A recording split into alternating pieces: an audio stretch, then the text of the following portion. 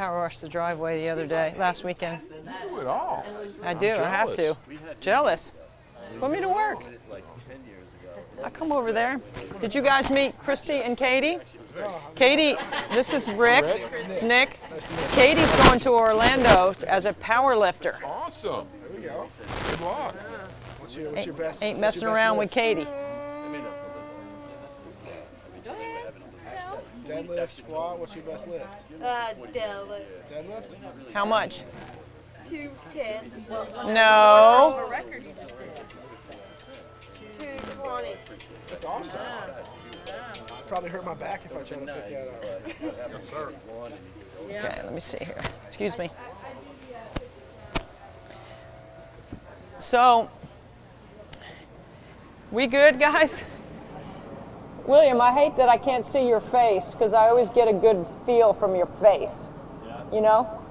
Once in a while, I'll poke your head out. Oh, that's me. Well, you guys are going to get sick of listening to this BS, that's for sure. So, at noon, we'll come straight up. I'll do a little intro, welcome, get the total, and then how do we, I told them to start running at like 12:01. Okay. Give me a minute. Who's filming them? That Dan guy? He is? Okay. While he's running? Yeah. Okay. He's got a selfie stick. All right, cool. That works, right? Yeah. That's how we did it last time? Yeah. What about that clock? 6:38, what is that? It's a production clock that's not set. And somebody popped up there with these links here. Did we ever put your clock And up somebody there? popped up on What's one that? of the links I Did just we sent ever out. put your clock up there like you wanted? No, I do need a That's clock. what it's working. Yeah. Like a clock somewhere in here. Yeah, that's North Carolina Just so right we can there. keep an eye on the time. You know, like you can take that one off the kitchen wall if you want and see if you can fit. You know what I mean? The one in the What's the kitchen? name? Yeah. Thank you, His Brian. name is Denny. That's Rhode Island. That's where Jenny? the governor and Denny and USC's in there. Governor. Tell him to get off until we're ready for him, though. okay. Oh.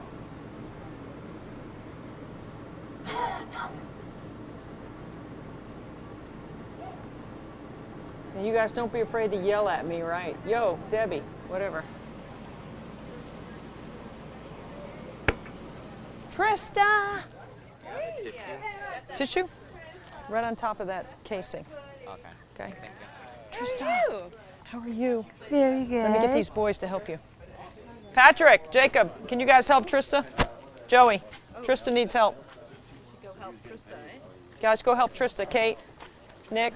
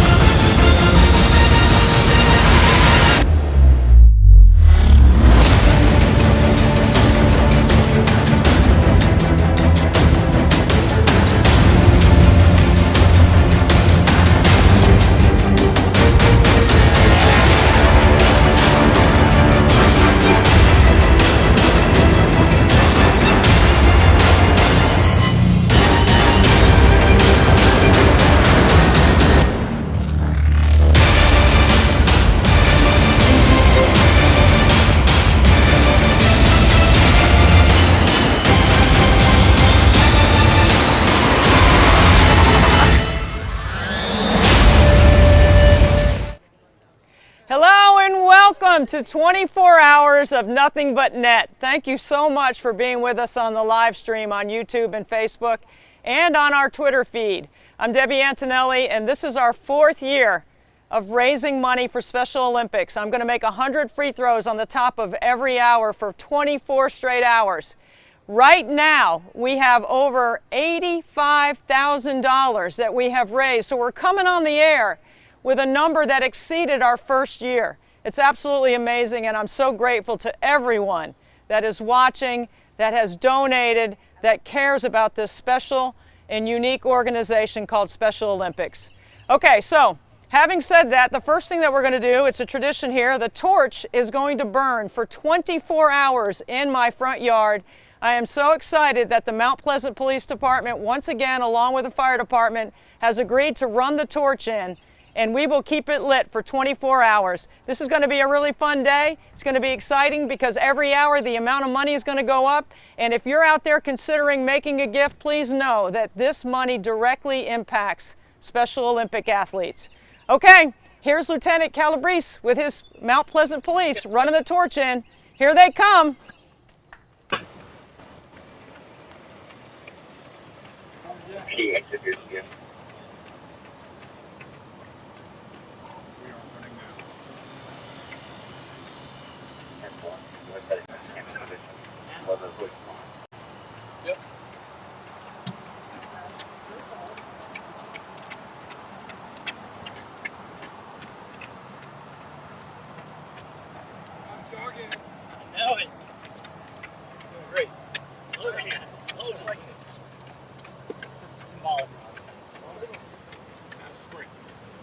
No spread. Here we go.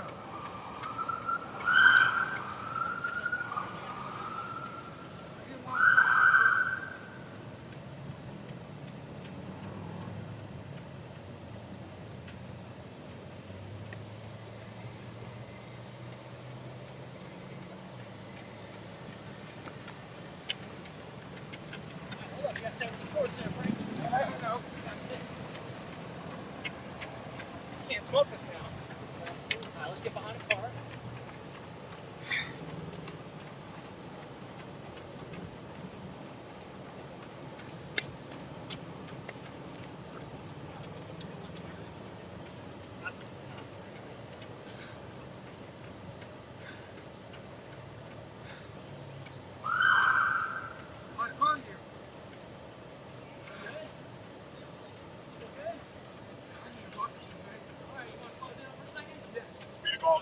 Thank you.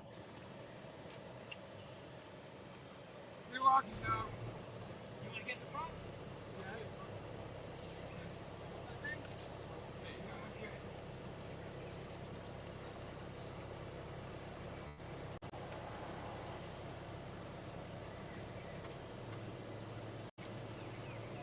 Good sprint on the way in.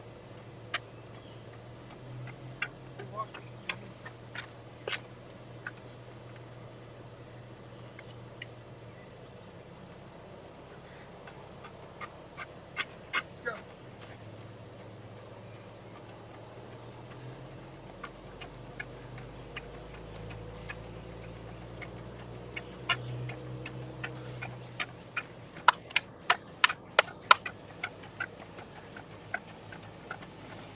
Yeah, this is good. Right on top of the phone.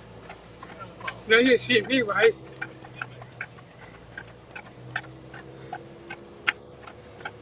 I gotta come down. You can take this spot right next to Mathis. Right here, right I gotta come down.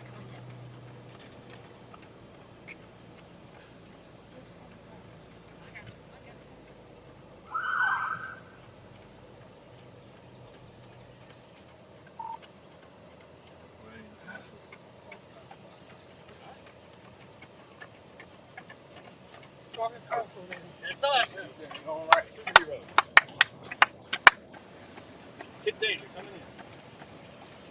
That's the one. What about him? Big year for you. Okay, let's come down. All right, all right. Let's come down. All right, slow it up a little there, man. It's fine.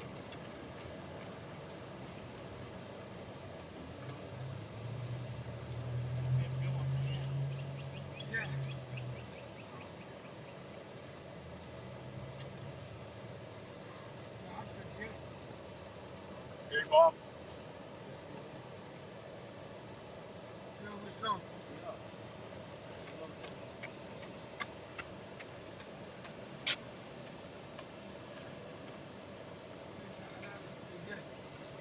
Drove along and tell you all on the last fish.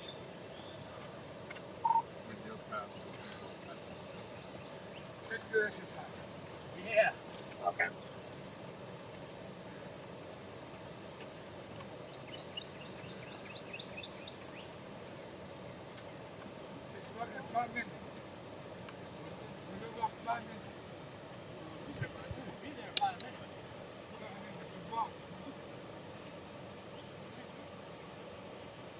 Hey, you come on this side of him? I'll make sure you can. You don't have to run. I just make sure you're on it.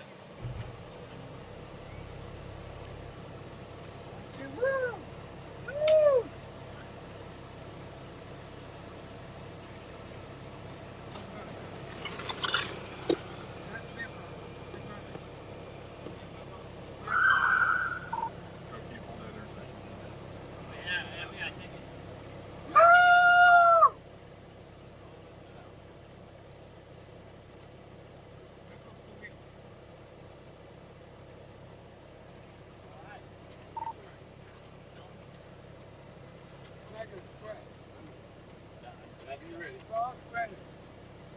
We gotta stay together though. Ready? Okay, first time. Your box. Level 7. Keep it together. And go! We gotta stay behind the camera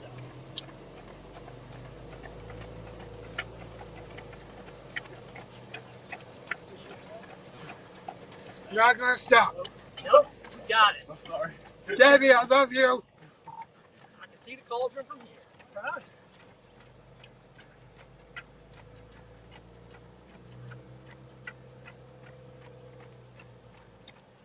This is nice.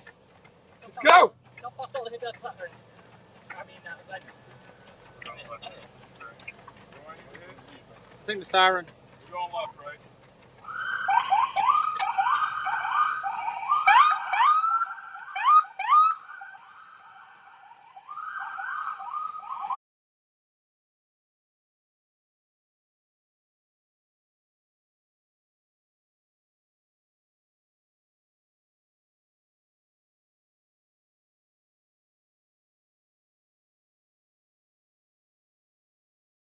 Torch? I'll put it on. We both do it. We both do it? You do it. Here you go. Here we Okay. Let the games begin. All right. Lieutenant, just if we can come over here, I want to just have a word with you, if I may.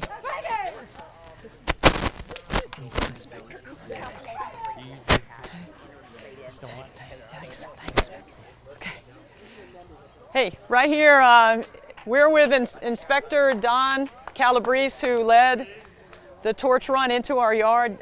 Don, you're awesome. Thank you. Actually, Frankie let it in. Frankie, he did a pretty good job. He ran with us, he kept us going, and we're really excited. He hung in there. Why is it so important for the police officers to be involved in Special Olympics? It's been something that's basically turned into our culture, working in partnership with our citizens, our residents, our athletes, everybody coming together to work towards a common goal has been an amazing thing since the 80s when Chief LeMunyon started the law enforcement torch run and found that cause with the Special Olympics, and everything that we do behind the scenes leads into working with people like you, other community members, and it's just so much fun to be a part of it. You know that you serve as part of our inspiration because the way the police officers have united together to help Special Olympics all across the world, not just in the United States, but everything they've done to raise money. Last number I checked was the torch run's responsible for over $50 million for Special Olympics. Absolutely. It's amazing. It is, and it's, you know, it helps us too. You know, it keeps us engaged in our community. It keeps us active and fit. I mean, we have to come out here and jog. We did our torch run in Columbia a couple weeks ago, so it's really a win-win. We appreciate it as much as anybody else does. We're so grateful. That torch looks absolutely gorgeous, burning in the yard for 24 hours, and it's such a great symbol of bringing people together. So I thank you, and thank Mount Pleasant for keeping us safe and keeping us all healthy, but especially helping people with intellectual disability. Absolutely. We're happy to be a part of it. Thanks, man. Thank you. Good stuff. Good luck. All right. Have a good 24 hours. That's Inspector Yes, sir. Don Hey, Don, Calabrese. how you doing? We're so grateful to him and his fellow officers for helping bring the torch in today. So now the next thing we're going to do is I'm going to shoot. So I've got to make 100 free throws. Let's All do right, it. let's do Well, it. Let's get after it. Let's. I'm going to stand here. I'm Yeah. going to watch you do it. Okay, fine. That's good. I need a few warm-up shots and then we can go. Patrick, I'm going to need the dish ready to turn on. Hey, Patrick, who's got my phone? Who's got my phone? You can pause it, please. Pause it. Okay, I just need a couple of warm-up shots before I start. All right. Okay, you can turn it on now. Ready? Yep. All right, somebody's counting my misses, right? All right, let's do it. Let's get after it.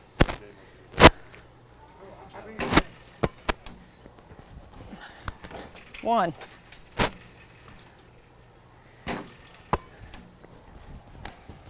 Two.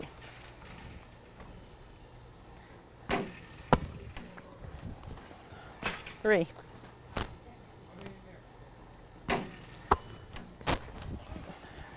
Four.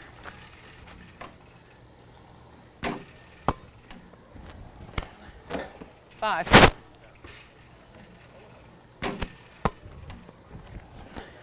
Six.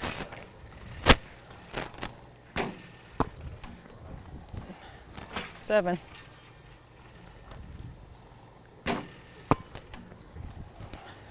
Eight.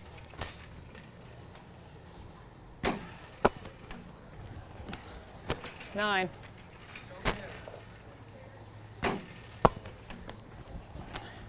10.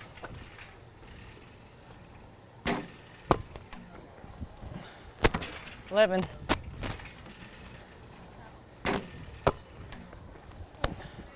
12.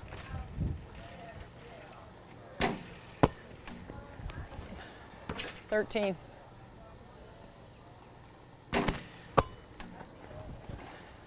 14.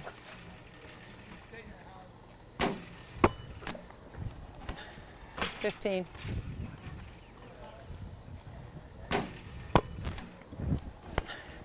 16.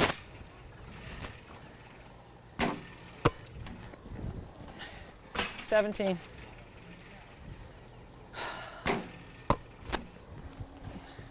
18.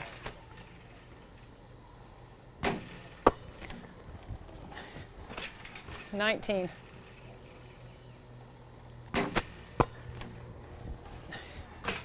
20.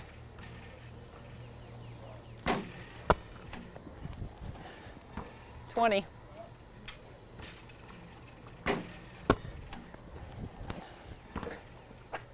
20.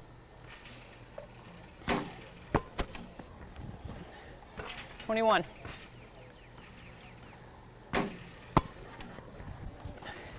22.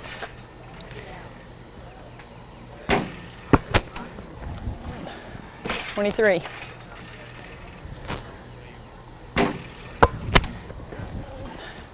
24.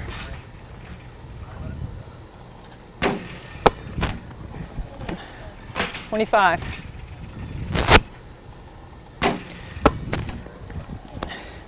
26.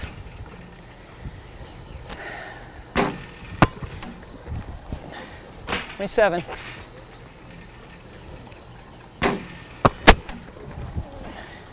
28.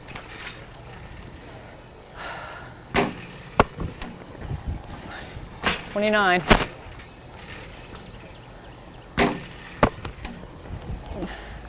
30.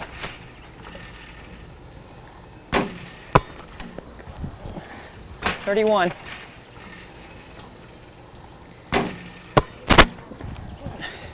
32.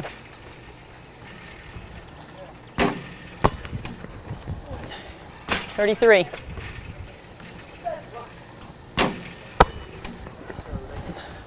34.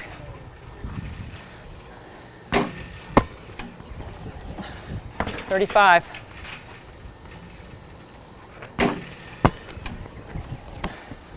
36.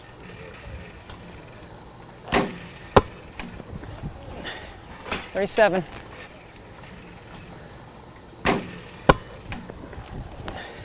38.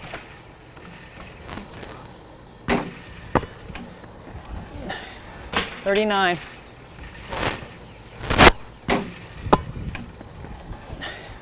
40.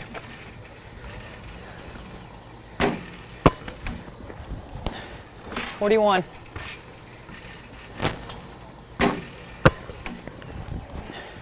42.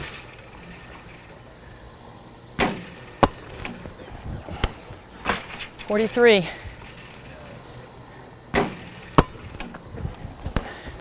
44.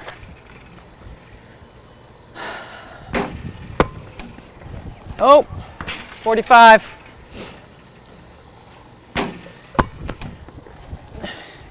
46.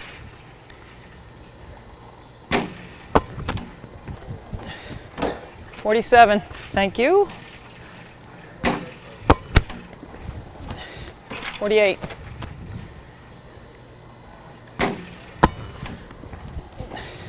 49.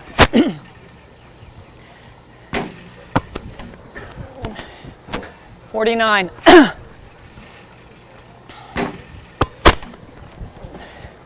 50.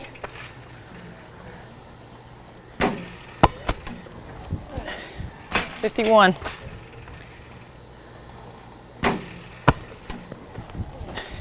52.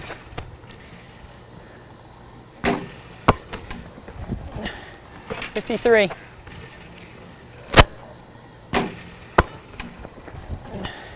54.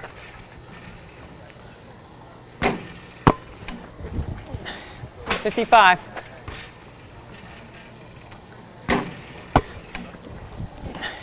56.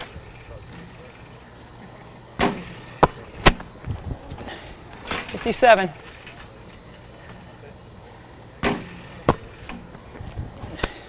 58.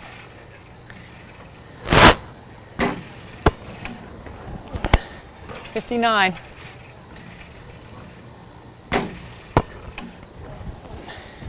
60.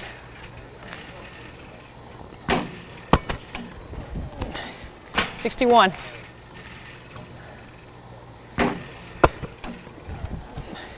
62.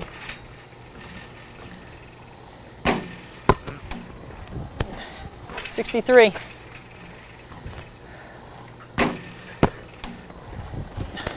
64.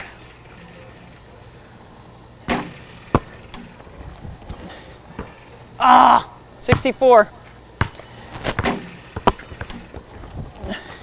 65.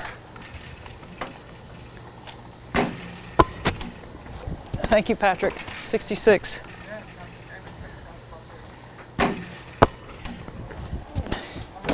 67.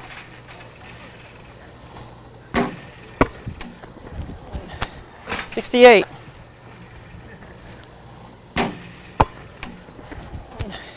69.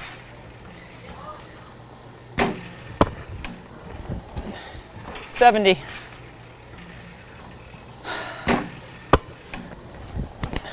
71.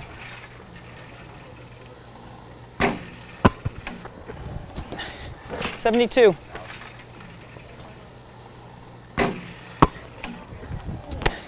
73.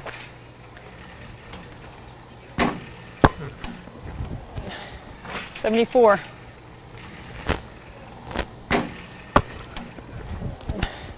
75.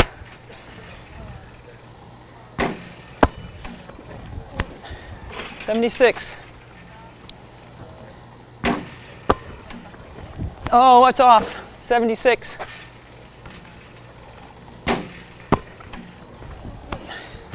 77.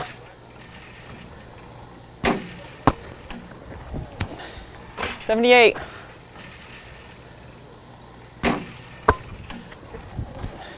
79.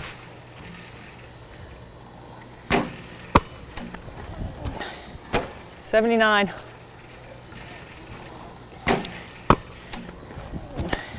80.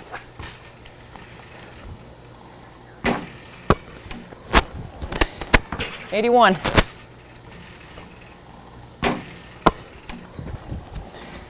82.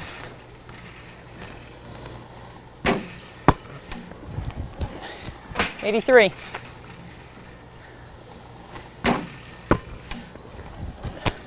84.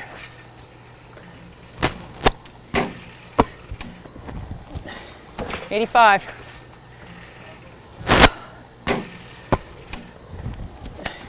86.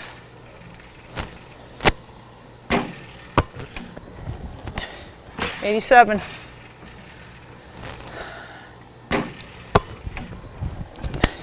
88.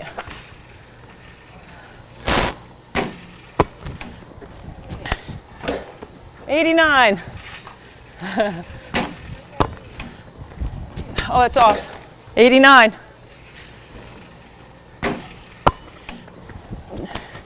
90.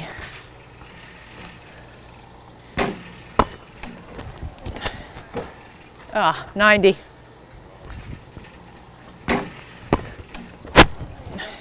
91.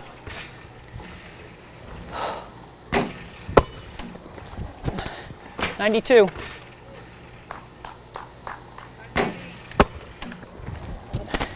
93.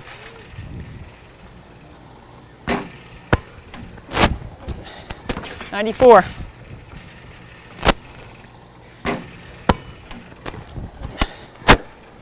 94.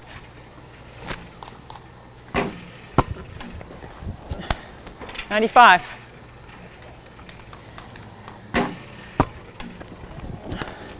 96.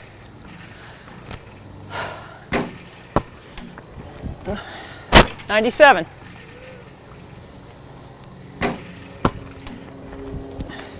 98.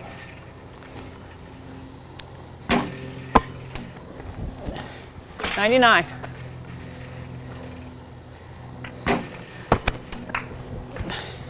'Okay, it's 100 down. 100. Okay, 2,300 more to go. That's it. Barry, we have a special check presentation to make right now that's going to add to our total. Last year, one of our great partners, Pepsi, helped us out. Derek Lewis, who's a buddy of mine in Orlando, who is in charge of Pepsi. He made a significant donation last year, and he's done it again. On behalf of Pepsi, local bottlers, and on behalf of my buddy Derek Lewis, who runs the world, $10,000 check, Barry. So we can add another 10 to our total, which makes us at what? Over 95. We're over 95,000. That's absolutely amazing. Okay, now we have a 24-hour live stream. Okay, Barry? Thank you. You'll speak later. We have a 24-hour live stream. The first interview that we are going to go to is my dear friend, Robin Roberts from Good Morning America. She lent some very valuable and important time to this cause because we asked her and because she cares. William? Hello everybody, my name is Lumine Montasol, aka The Lightning.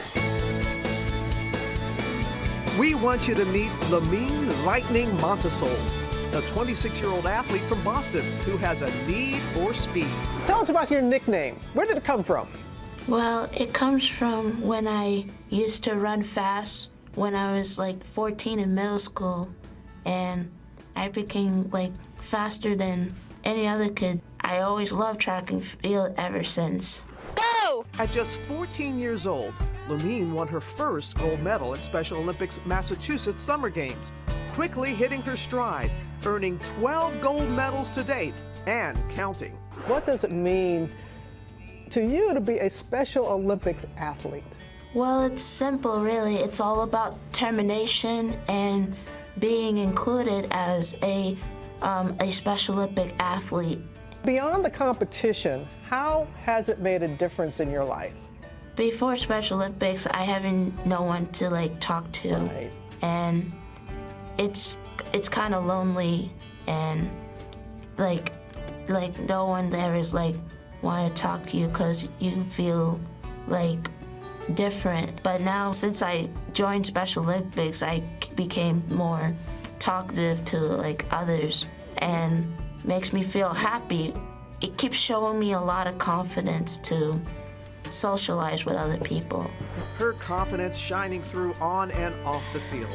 And Lumine now has her sights set on making it for the very first time to the 2022 Special Olympics USA Games in Orlando, Florida. Lumine, what would it mean to you to be able to compete next year at those games?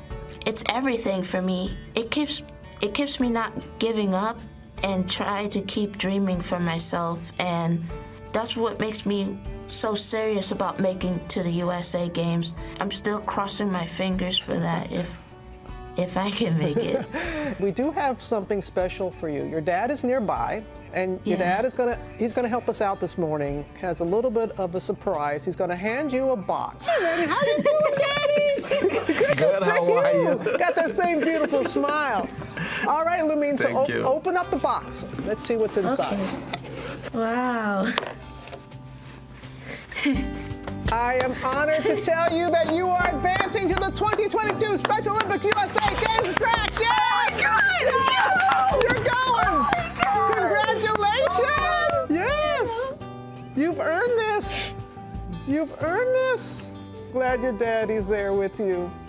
Yes. That's her dream. That's what she wants it. She's worked so hard for it. It's special for the entire family. Lumine, what are the emotions? Why are you crying? Why are you crying right now? I'm crying because I'm happy. It makes my dream, it's already come true. I feel super grateful of it. I've been waiting for this dream for a long time. I'm very grateful. I am so happy. Well, we're crying in the studio right along with you, and they're happy tears. So what do you tell people who have dreams like you do? What's your message for people? I would say to them, keep believing yourself and keep training hard and be proud for who you are. Thank you so very much for letting us share this special moment. I'll see you both in Orlando. How's that sound? 2022, here we come, right? Woo!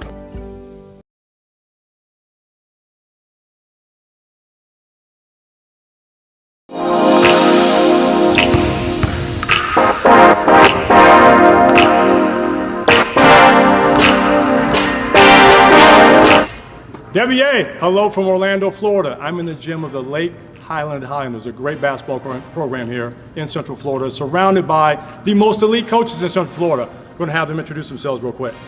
All right, this is your boy, Dr. Coach Urban L. Hudson, a.k.a. Dr. Coach O Hoops, baby, and I am the president and director of Orlando Hoops, and also the head basketball coach at Trinity Prep High School.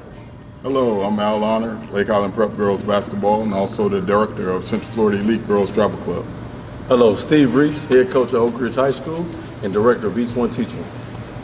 These guys do an exceptional job in Central Florida, and they're also doing an exceptional job for the Pepsi Stronger Together team.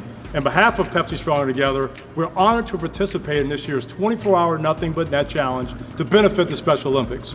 On behalf of this, we'd like to present this check for $10,000. $10,000 as a token of our support to the amazing work being done to help such an incredible cause. Good luck to all the shooters out there. We're cheering you on.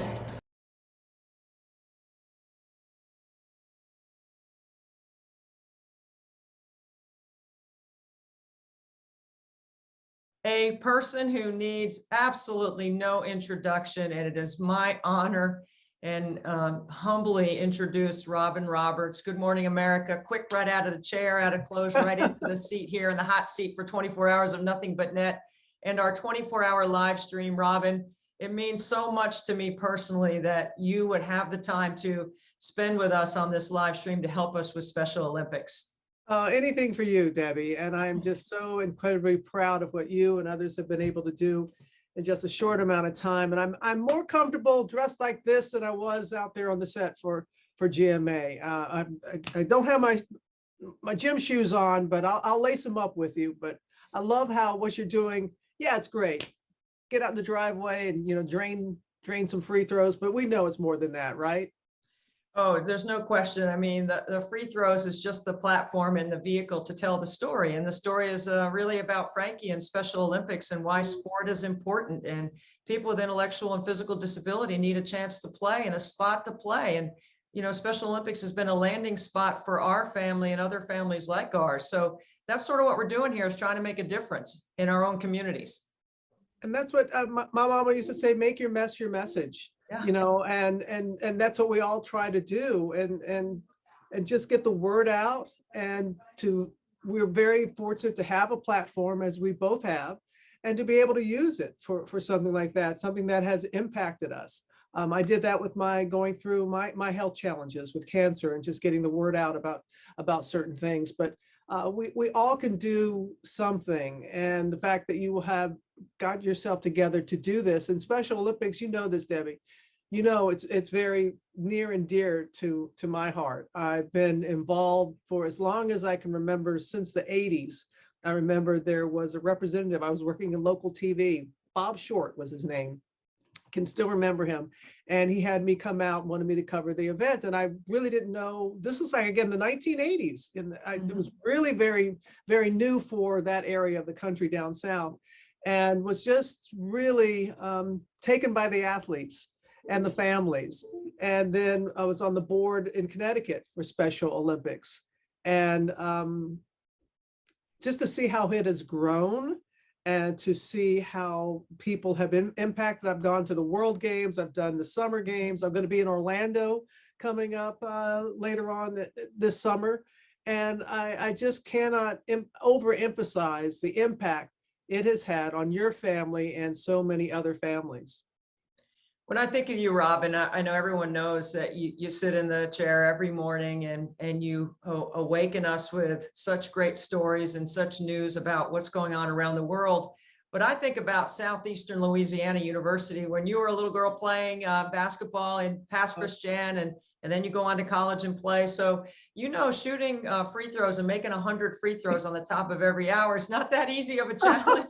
But it's something that, you know, I'm training like crazy to get ready. So you can relate to that, I'm sure. You're up for the challenge. I know that you're up for the challenge, and I love that you are doing something like that. And congratulations, fellow Hall of Famer, very well deserving.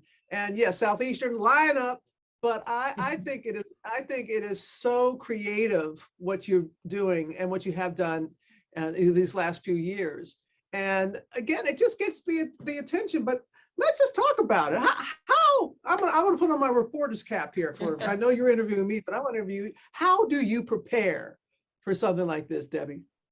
Well, it's a major effort to get ready, because I do receive AARP mail. So it's not like the clock is working against me, for sure. But you know what, Robin, I know you can relate. I mean, you love the game, right? And I wanted to use my skills. It's not because I have to, it's because I get to. And we have a unique and special story. Frankie is such a rock star, so he's my motivation. So every day, and I'm in two-a-days right now. So it's squats, planks. It's I've created this ridiculous free throw burpee routine where, you know, that bar that you put in the door frame to do pull-ups on? Sure. I put that in the driveway. And so I go free throw burpee, free throw burpee. I do 10 sets of 25 makes. If I miss the free throw, I still do the burpee. So that is really taxing. And, you know, down here in Charleston, South Carolina, you know how it is out there in the heat. I mean, so it is definitely just like anything else we get as players. You know, reps give you confidence to shoot it well. Shooting it well helps the story. And it's about raising money for Special Olympics. So it's a challenge. It's tough. What was your free throw percentage in college? Oh gosh, Robin, you know what I say all the time? The only time I ever shot free throws is if the other team got a technical. That was it. And then I was at the line. Otherwise, I'm out there shooting jumpers. I'm throwing it inside, relocate on the perimeter. I'm just looking to get my shot off. Oh my gosh, that is priceless. But you know what? We have these stories, and everybody should be able to have a story of being out on the court or being in some kind of sporting event. It should not be limited to, it shouldn't be limited at all. And that's what I really appreciate about Special Olympics. And I've been covering them, like I said, since the 80s. And to see pure joy. Yes. I had the privilege, her nickname is Lightning. I'm going to be down in Orlando for the games coming up. Mm-hmm. And it was a few months back. Special Olympics, they allowed me to announce who made it to the state games. And this wonderful athlete out of Boston. And when I told her that she was going to Orlando, her emotion got George crying, got Michael Strahan crying, the crew was crying. It was just because it was that pure love of just given the opportunity to compete. And that's something that doesn't leave you, it doesn't leave me, it doesn't leave any Olympian, especially the Special Olympians. And so that's what I just get so excited about. But I cannot believe you are doing those burpees and you're getting out. You're taking this seriously. I mean, this is, it's a vehicle, but it's the competitor in you. It's the competitor in you. You want to drain as many of those shots as you can. I know. You know, that is exactly it. The first 3 years, I'm averaging 92%, but I have not had an hour where I've made 100. I've had several hours where I've missed like 2 or 3. Okay. Yeah, I'm taking it serious. Oh yeah, it's serious. I'm 92%, Robin. Like, I got a little street cred when I go in the gym now. You know, I got a little, because I've been the best non-stat starter in NC State women's basketball history. You know, 3 years of starting, no stats. Can't get to the free throw line, just shoot it. That is hard to do. That in itself, I mean, that is not an easy feat. But you 29 minutes, 29 minutes, 2 for 4, maybe a rebound if it came way out, a couple of assists, definitely a turnover in there. But yeah, that's me. Hey, Debbie, how'd you come up with this idea? You know what, Robin, as a promoter of the game and your great love and passion for the game is unequal. And, I feel the same way. I have always talked about on the air, shoot till your arm falls off. I think offense is the most important part of our game. I know defense plays a role, but I'm selling offense. I'm selling it hard on the women's side.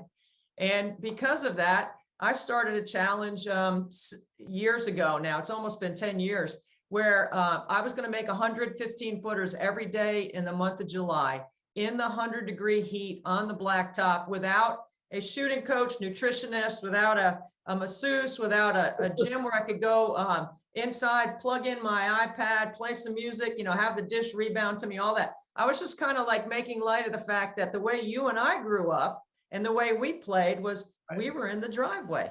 We maybe didn't even have anybody to rebound for us. I mean, I chased the ball. I had to chase the ball. So I decided that I was going to do that and challenge other schools to do the same thing. And then, I mean, if you don't mind, if I just, please, I decided I wonder how fast I can make 100 shots sliding along the free throw line with 1 ball, 1 rebounder. And so I made 100 out of 104 in 5 minutes and 32 seconds. And I thought, well, that's not embarrassing.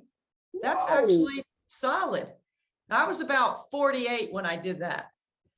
And so I was like, let me put that out there and see if anybody can beat me. I created a little medal, and if a player somewhere around the country beat my time, I sent them this medal. And it was kind of like Antonelli's 100-shot challenge. And that's what I called it. And I was just trying to sell offense and give people a challenge to try something. And I have to be honest, there weren't a lot of players that could beat my time. See there?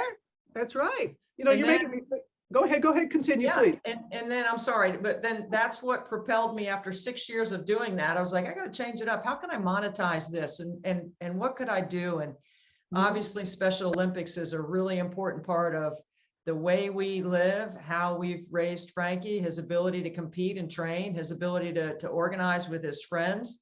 And I thought, you know what, this is a really great landing spot combined with him going to Clemson Life and creating some more awareness about post-secondary educational experiences for students with intellectual disability. And Clemson University is a leader in that. And it just kind of all rolled together. And I was like, now, can I do it? And will people give money? And then will they watch the live stream? And honestly, we're finding out that, you know what? We just keep getting better. And every hour, the amount of money goes up. And that motivates me to keep staying sharp and focused. And I mean, you got to put the reps in to be able to do it. I'm not just walking out there and shooting. I mean, I am training all year round now to be able to do this, to do it at a high level. Well, God bless you. I could not imagine all that. But you made me think of what our dear friend Pat Summitt. What would she say? She said, "Offense sells tickets, defense wins championships." But offense sells tickets, and I agree with you. I mean, we talk all about D, ha ha ha ha, but people want to see it go through the net. They Absolutely. want to see, and that's what you are all about. And you know, Clemson life, Frankie, the way you share his story, really, y'all are really helping some folks, because I know it has been a journey for you and your entire family. And I can only imagine the things you must have been told early on about how far he was going to be able to go in life. Well, he became a college man, you know, and what most families dream of for any of their children to do that. And for Frankie to be there to do that, and for you to be so vulnerable and transparent in sharing, you have no idea the impact. Yeah, I'm going to tune in.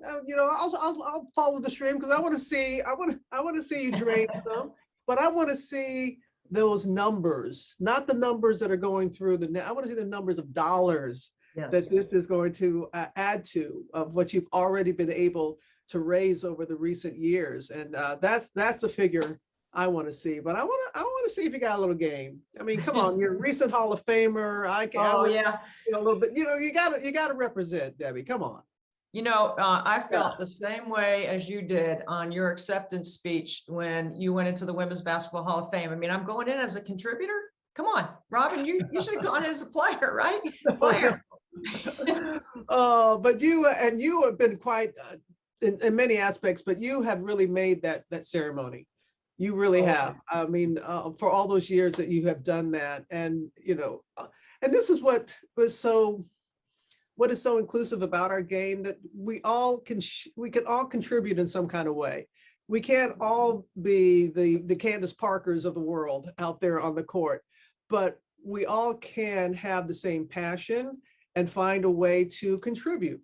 But in our heads, and I thought so too, going in as a contributor, I was like, oh, I want to go in as that's the competitor in me. But I was very, very honored to be in the hall with you and so many of our colleagues. And I was just so sad. Lucy Harris, I'm so glad I got a chance to see her when she went into the hall, and to lose her, but her family can say she's an Oscar winner. For her film to win an Oscar. So again, it just shows you the impact of sports. It just tells you how it can just really have such an enormous impact in so many ways in our lives. And I really love with Special Olympics, since this is something I did, it got going when I was in Connecticut on the board, Unified Games. Unified sports is awesome. Yeah, I love that. I love, because it's really, it helps the public understand. And I love how these athletes are athletes when they get out there. And it just is a way to learn about, you know, Frankie. And so to be a teammate along with them in a unified sport, I thought that was just a brilliant idea by Special Olympics, and to do that. And I think it really helped people have a better understanding of what it's like. I just love that. I'm just so glad they did that.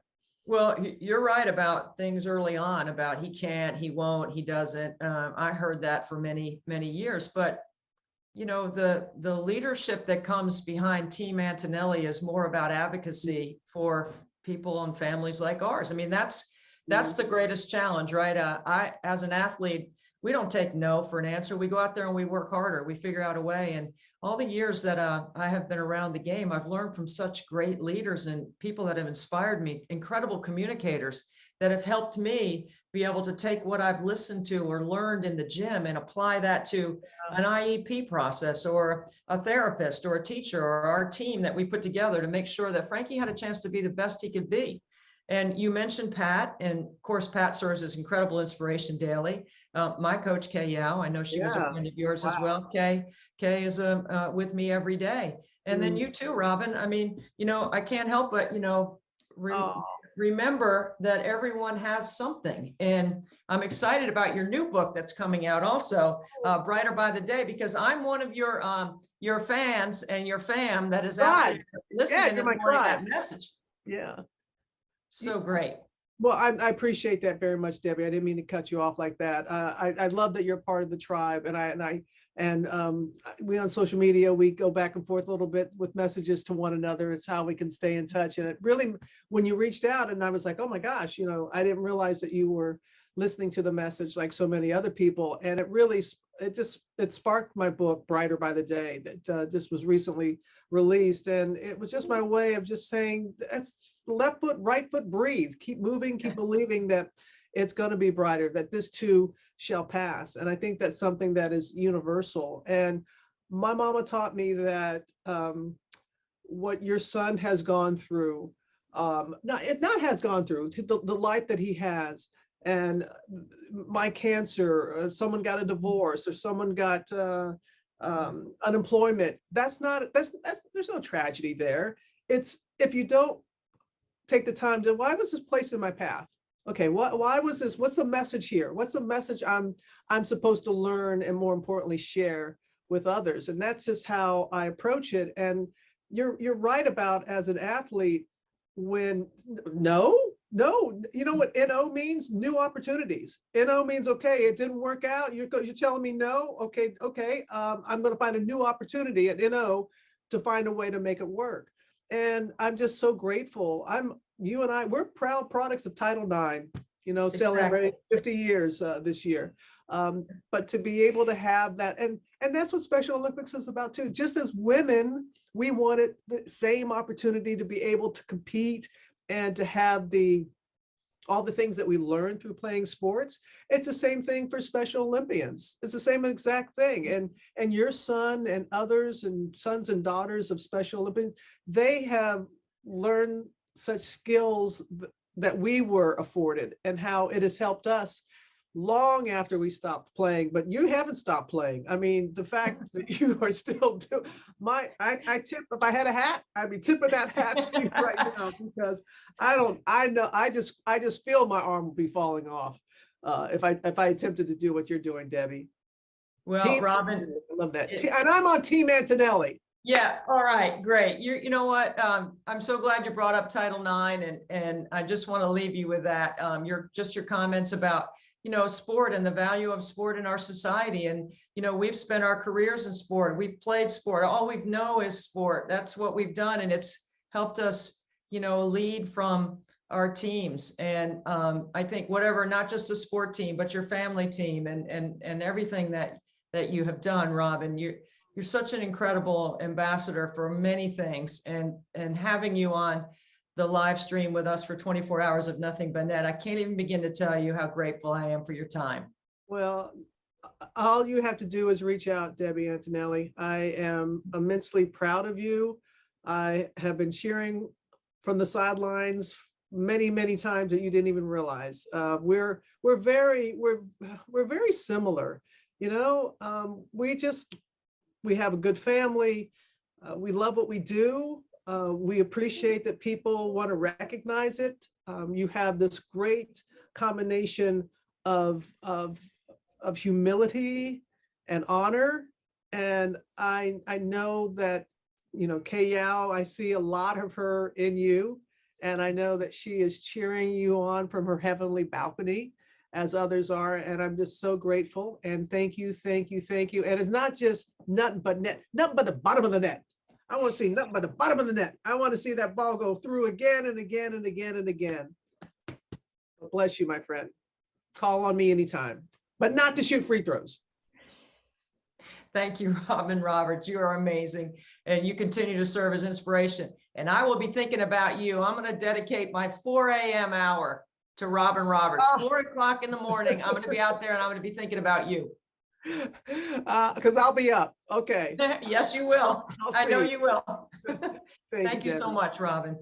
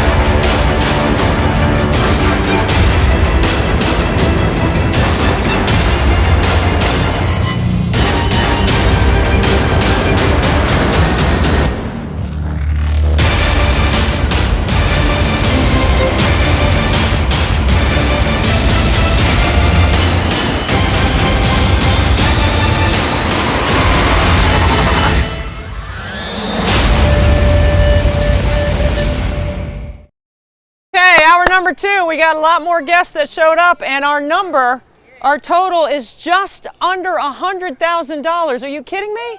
That's amazing. Thank you so much for everyone who gave. Thank you, a special thank you to my friend Robin Roberts for lending some time. And how about Lightning's story? Wasn't that fantastic? I hope you'll tune into ESPN in June and watch Lightning and her teammates from Massachusetts compete in Special Olympics. Okay, because the national games are in Orlando. All right, Patrick, you ready? Yep. All right. Let's get it going.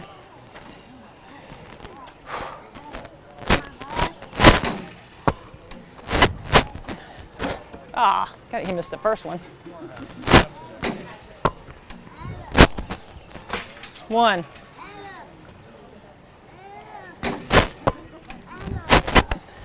2.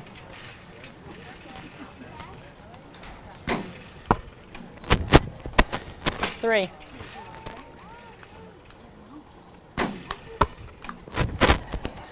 4.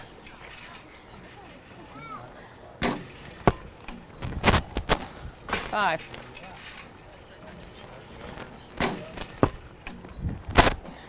6.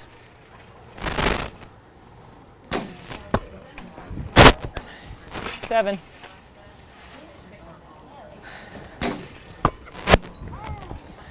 8.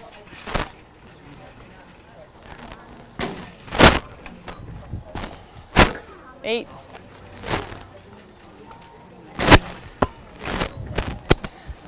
9.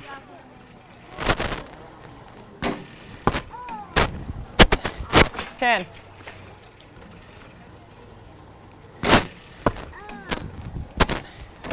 11.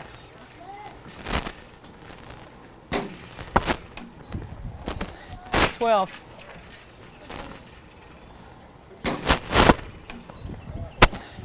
13.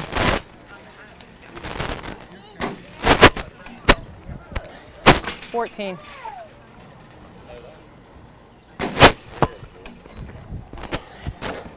15.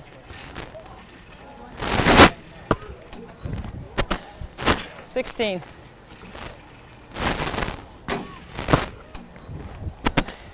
17.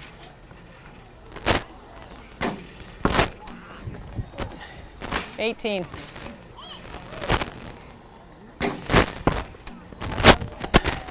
19.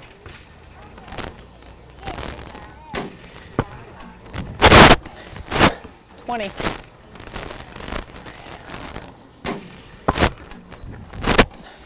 21.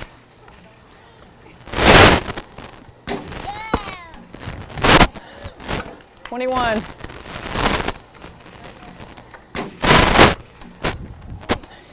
22.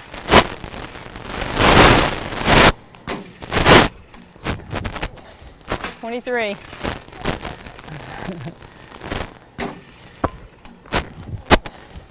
23.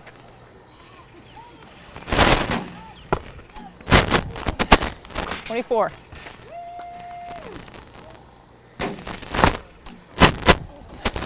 25.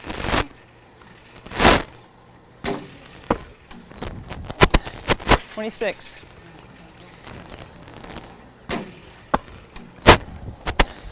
27.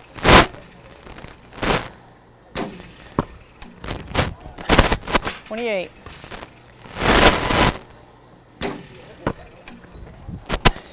29.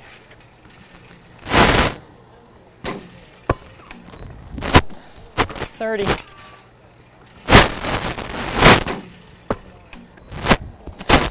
31.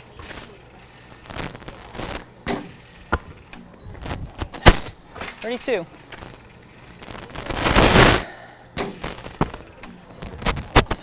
33.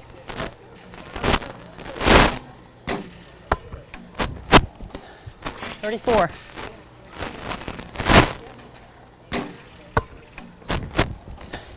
35.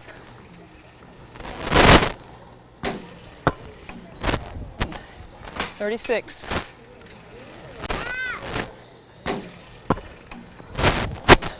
37.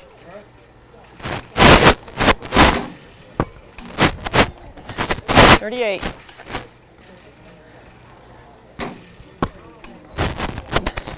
39.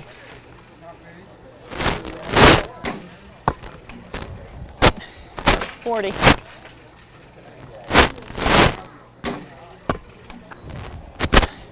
41.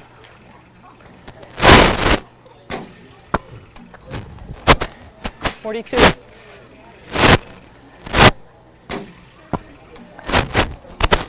43.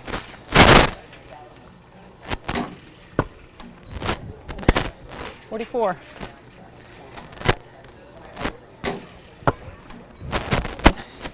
45.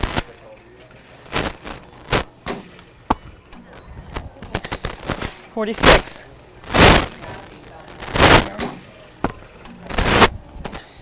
47.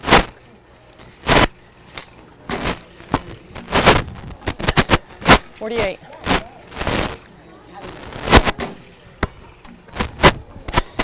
49.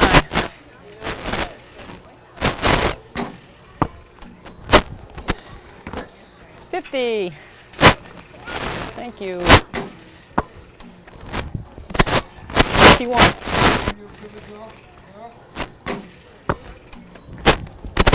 52.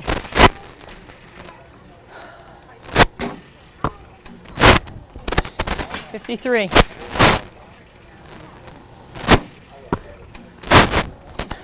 54.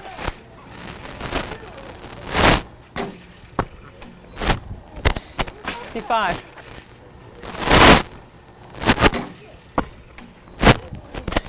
56.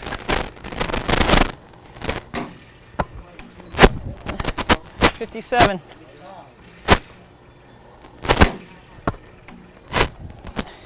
58.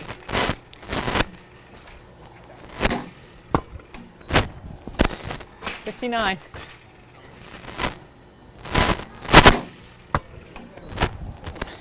60.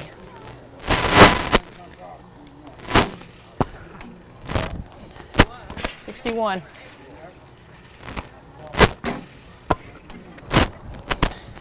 62.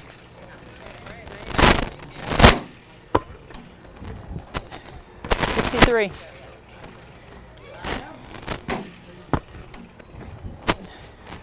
64.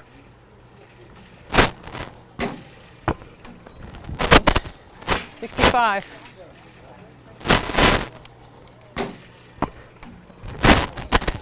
66.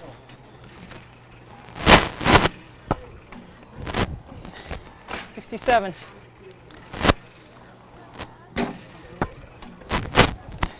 68.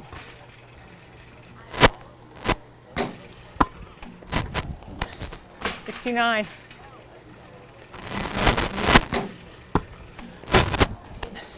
70.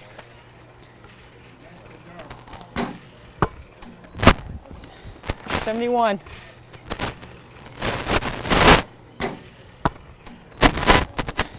72.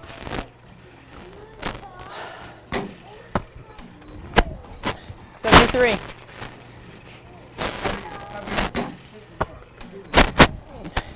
74.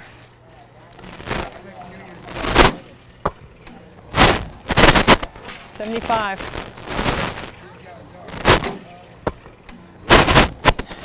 76.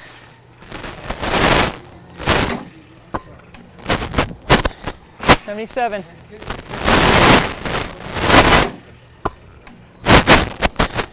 78.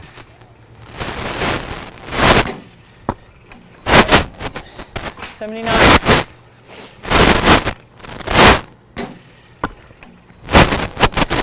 80.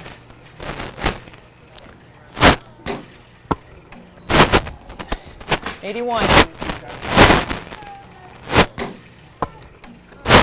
Oh, 81.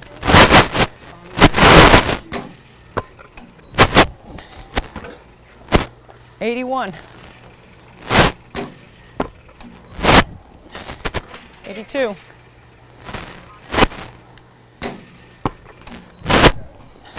83.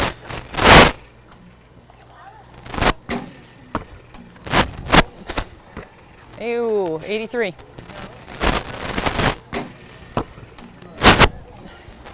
84.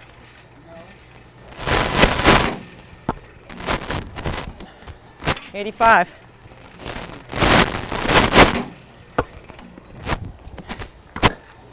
86.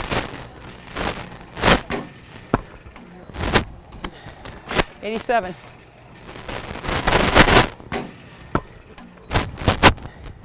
88.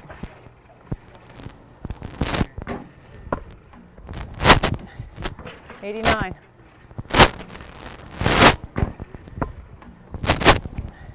90.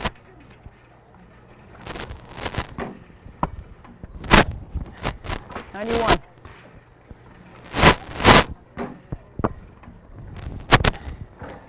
91.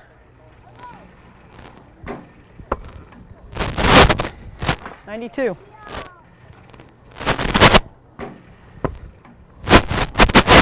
93.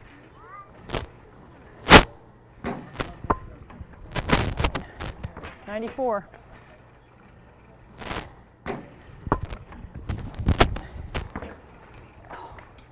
94. 95.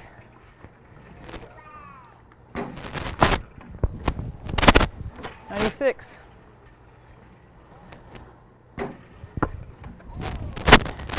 97.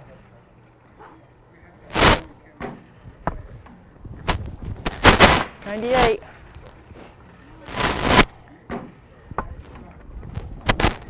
99.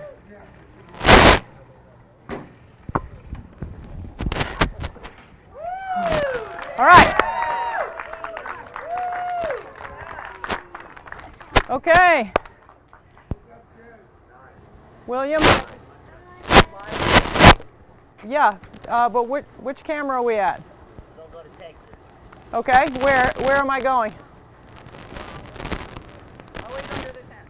Okay, so are we ready for Texas?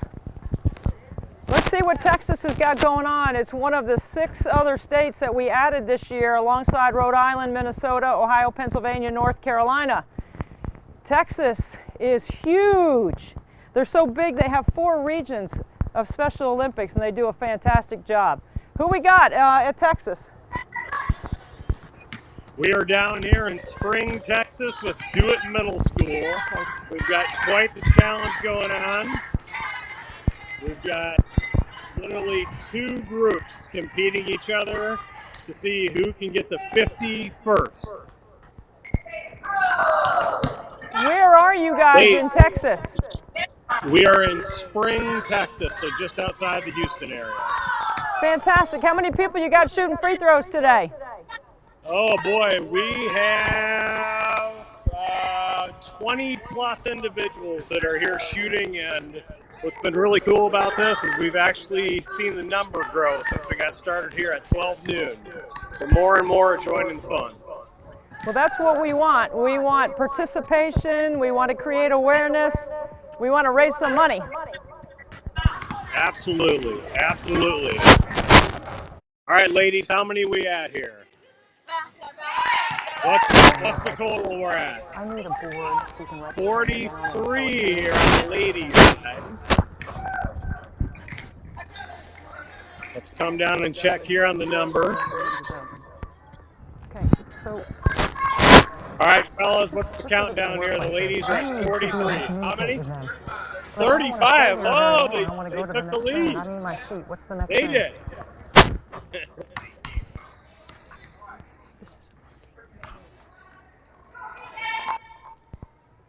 That's great. Texas, thank you so much for your participation. You need to know our overall total is over $100,000 under the branding of 24 Hours of Nothing But Net, and you've helped us do that. Okay, are we ready to go to... I'm sorry? Help in any way that we possibly can. Well, we're going to check back with you later on and see how you're doing. We want you to keep working hard and keep encouraging those young athletes to keep making some shots. Much appreciated. Thank you so much for being involved in 24 Hours of Nothing But Net. Okay, we're ready to go to the next state.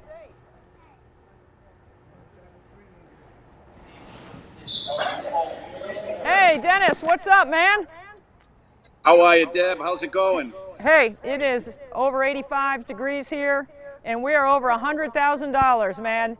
Look at Stephanie back Come on there. up, There's Steph. my competition for the day. I tell you what, Deb, she can shoot it. I'm telling you, she can shoot it. I know. How's it going, Dennis? What's going on there? The governor just arrived. He's in getting changed and getting ready to shoot. The mayor of Cranston, Ken Hopkins, is here. Steph has begun her 100 per hour. We're moving along, and hopefully the goal is to raise 10 to 15,000, and we hope to be there at some point today. I know you're going to do it. I've got 100% faith in Rhode Island, and especially in Stephanie. What a great ambassador she has been for Rhode Island and for Special Olympics. We became fast friends. You too, Dennis. This is amazing for us to think that we're over $100,000 already.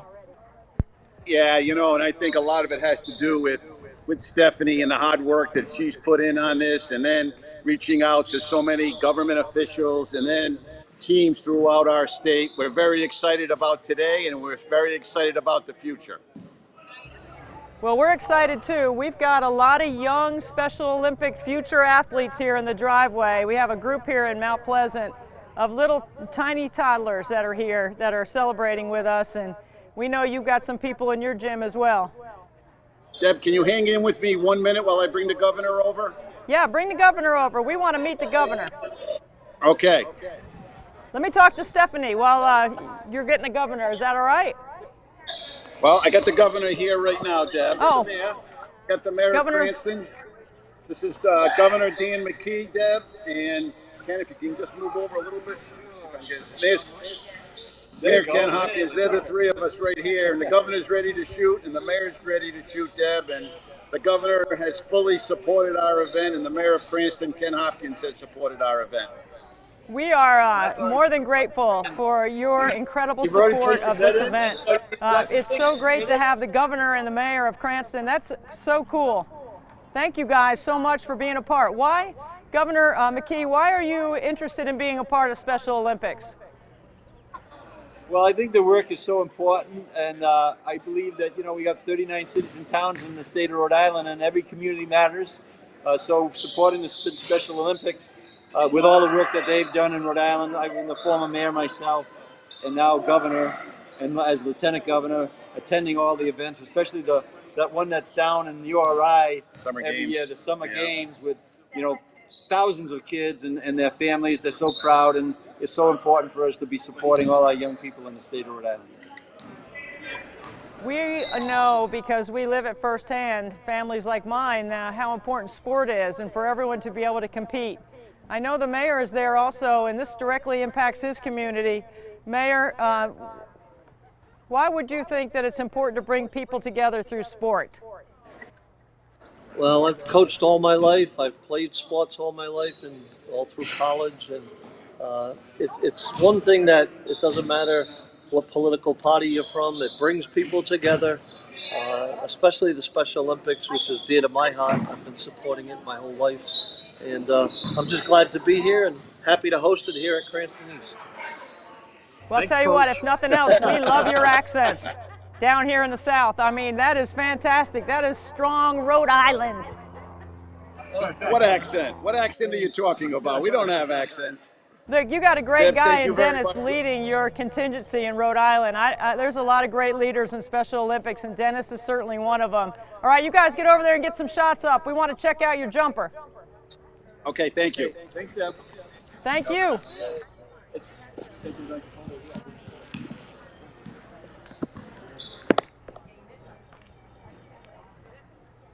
I'm guessing that the governor of Rhode Island, Governor McKee, and the mayor of Cranston have pretty good jumpers. That's what I'm thinking. We are in our second hour. I made my 100 on the top of the hour. Things are going well here. We got quite a group in the driveway. We've got a lot of fun happening here. And I believe we're going to be going to North Carolina next. Is North Carolina ready to come on the live stream with us?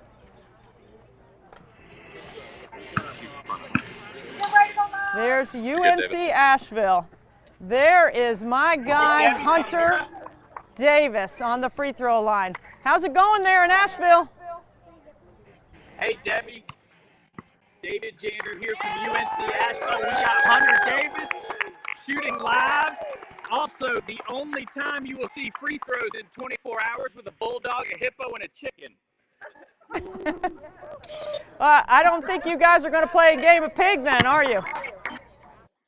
No, we thought we'd try and liven it up. Hunter's been great shooting his free throws. We've got a lot of guests here watching him, cheering him on, and supporting us.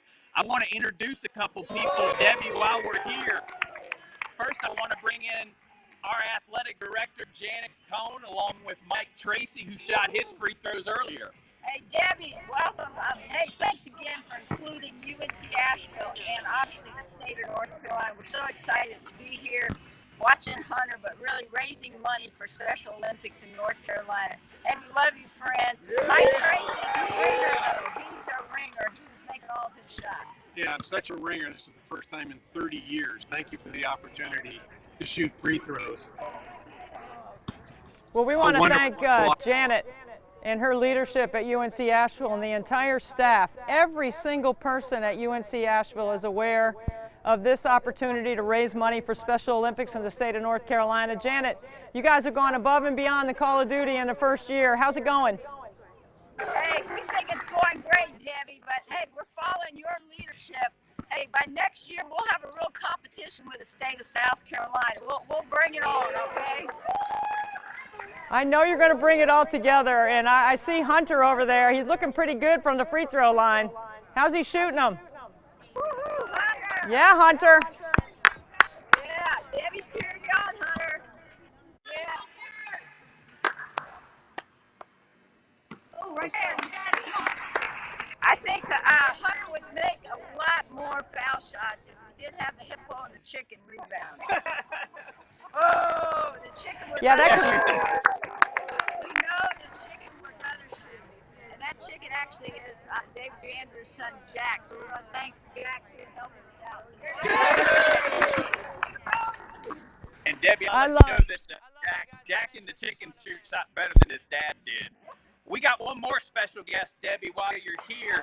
This is Susan Doggett from the Special Olympics in North Carolina. And Susan, tell Debbie and the folks watching what this means to you all. Hey, Debbie. Hey, good to see you. I'm glad to see this event come together. So, hey, we can't thank you. Gave us a great host in UNC Asheville. Janet and her team here have done tremendous work. They've got some great shooters lined up for the next 24 hours. I can't wait to see all the work that they put into this, and you get to see some great shooters coming after that free throw record of yours. So watch out. So we're raising money here. We're trying to compete with you there in South Carolina. So again, thanks for this opportunity for Special Olympics North Carolina. Proud to be a part of it this year.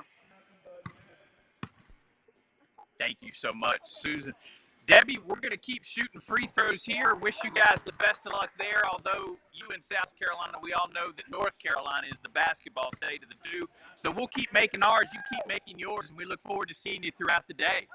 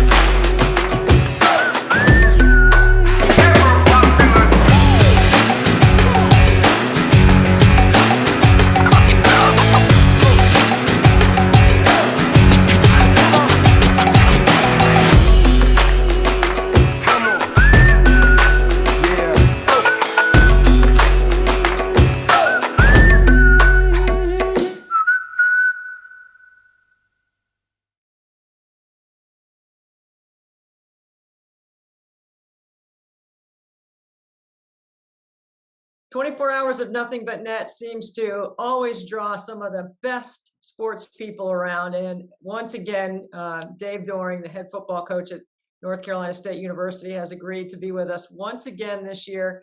Coach, thank you so much for joining us on 24 Hours of Nothing But Net. No, you're welcome. Thanks for having me again. Well, I mean, you and I have so much in common we found over the years, not just our love for NC State, but 3 boys and one with special needs. Tell us a little bit about your family first. Yeah, they're getting older on me. It's crazy. I have two in college now. So Jacob, my oldest, is at Appalachian State, and then Luke, my middle son, is here at NC State, and then our youngest is a sophomore in high school. Sarah and I are going on year 24. There's a married couple here, so going through that, and things are good. Just kind of quiet.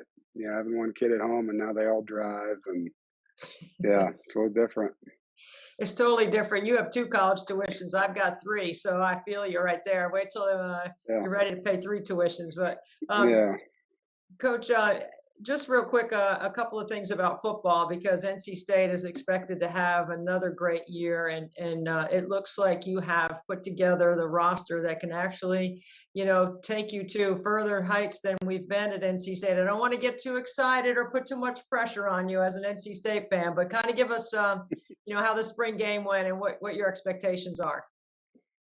Yeah, well, we have high expectations. You know, we were finished in the top 20 last year, returned quite a bit of that roster, and have a lot of experience, have terrific quarterback in Devin Leary, one of the best in the country coming back. And so anytime you have that kind of guy, you know, at that position, it gives you a lot of hope.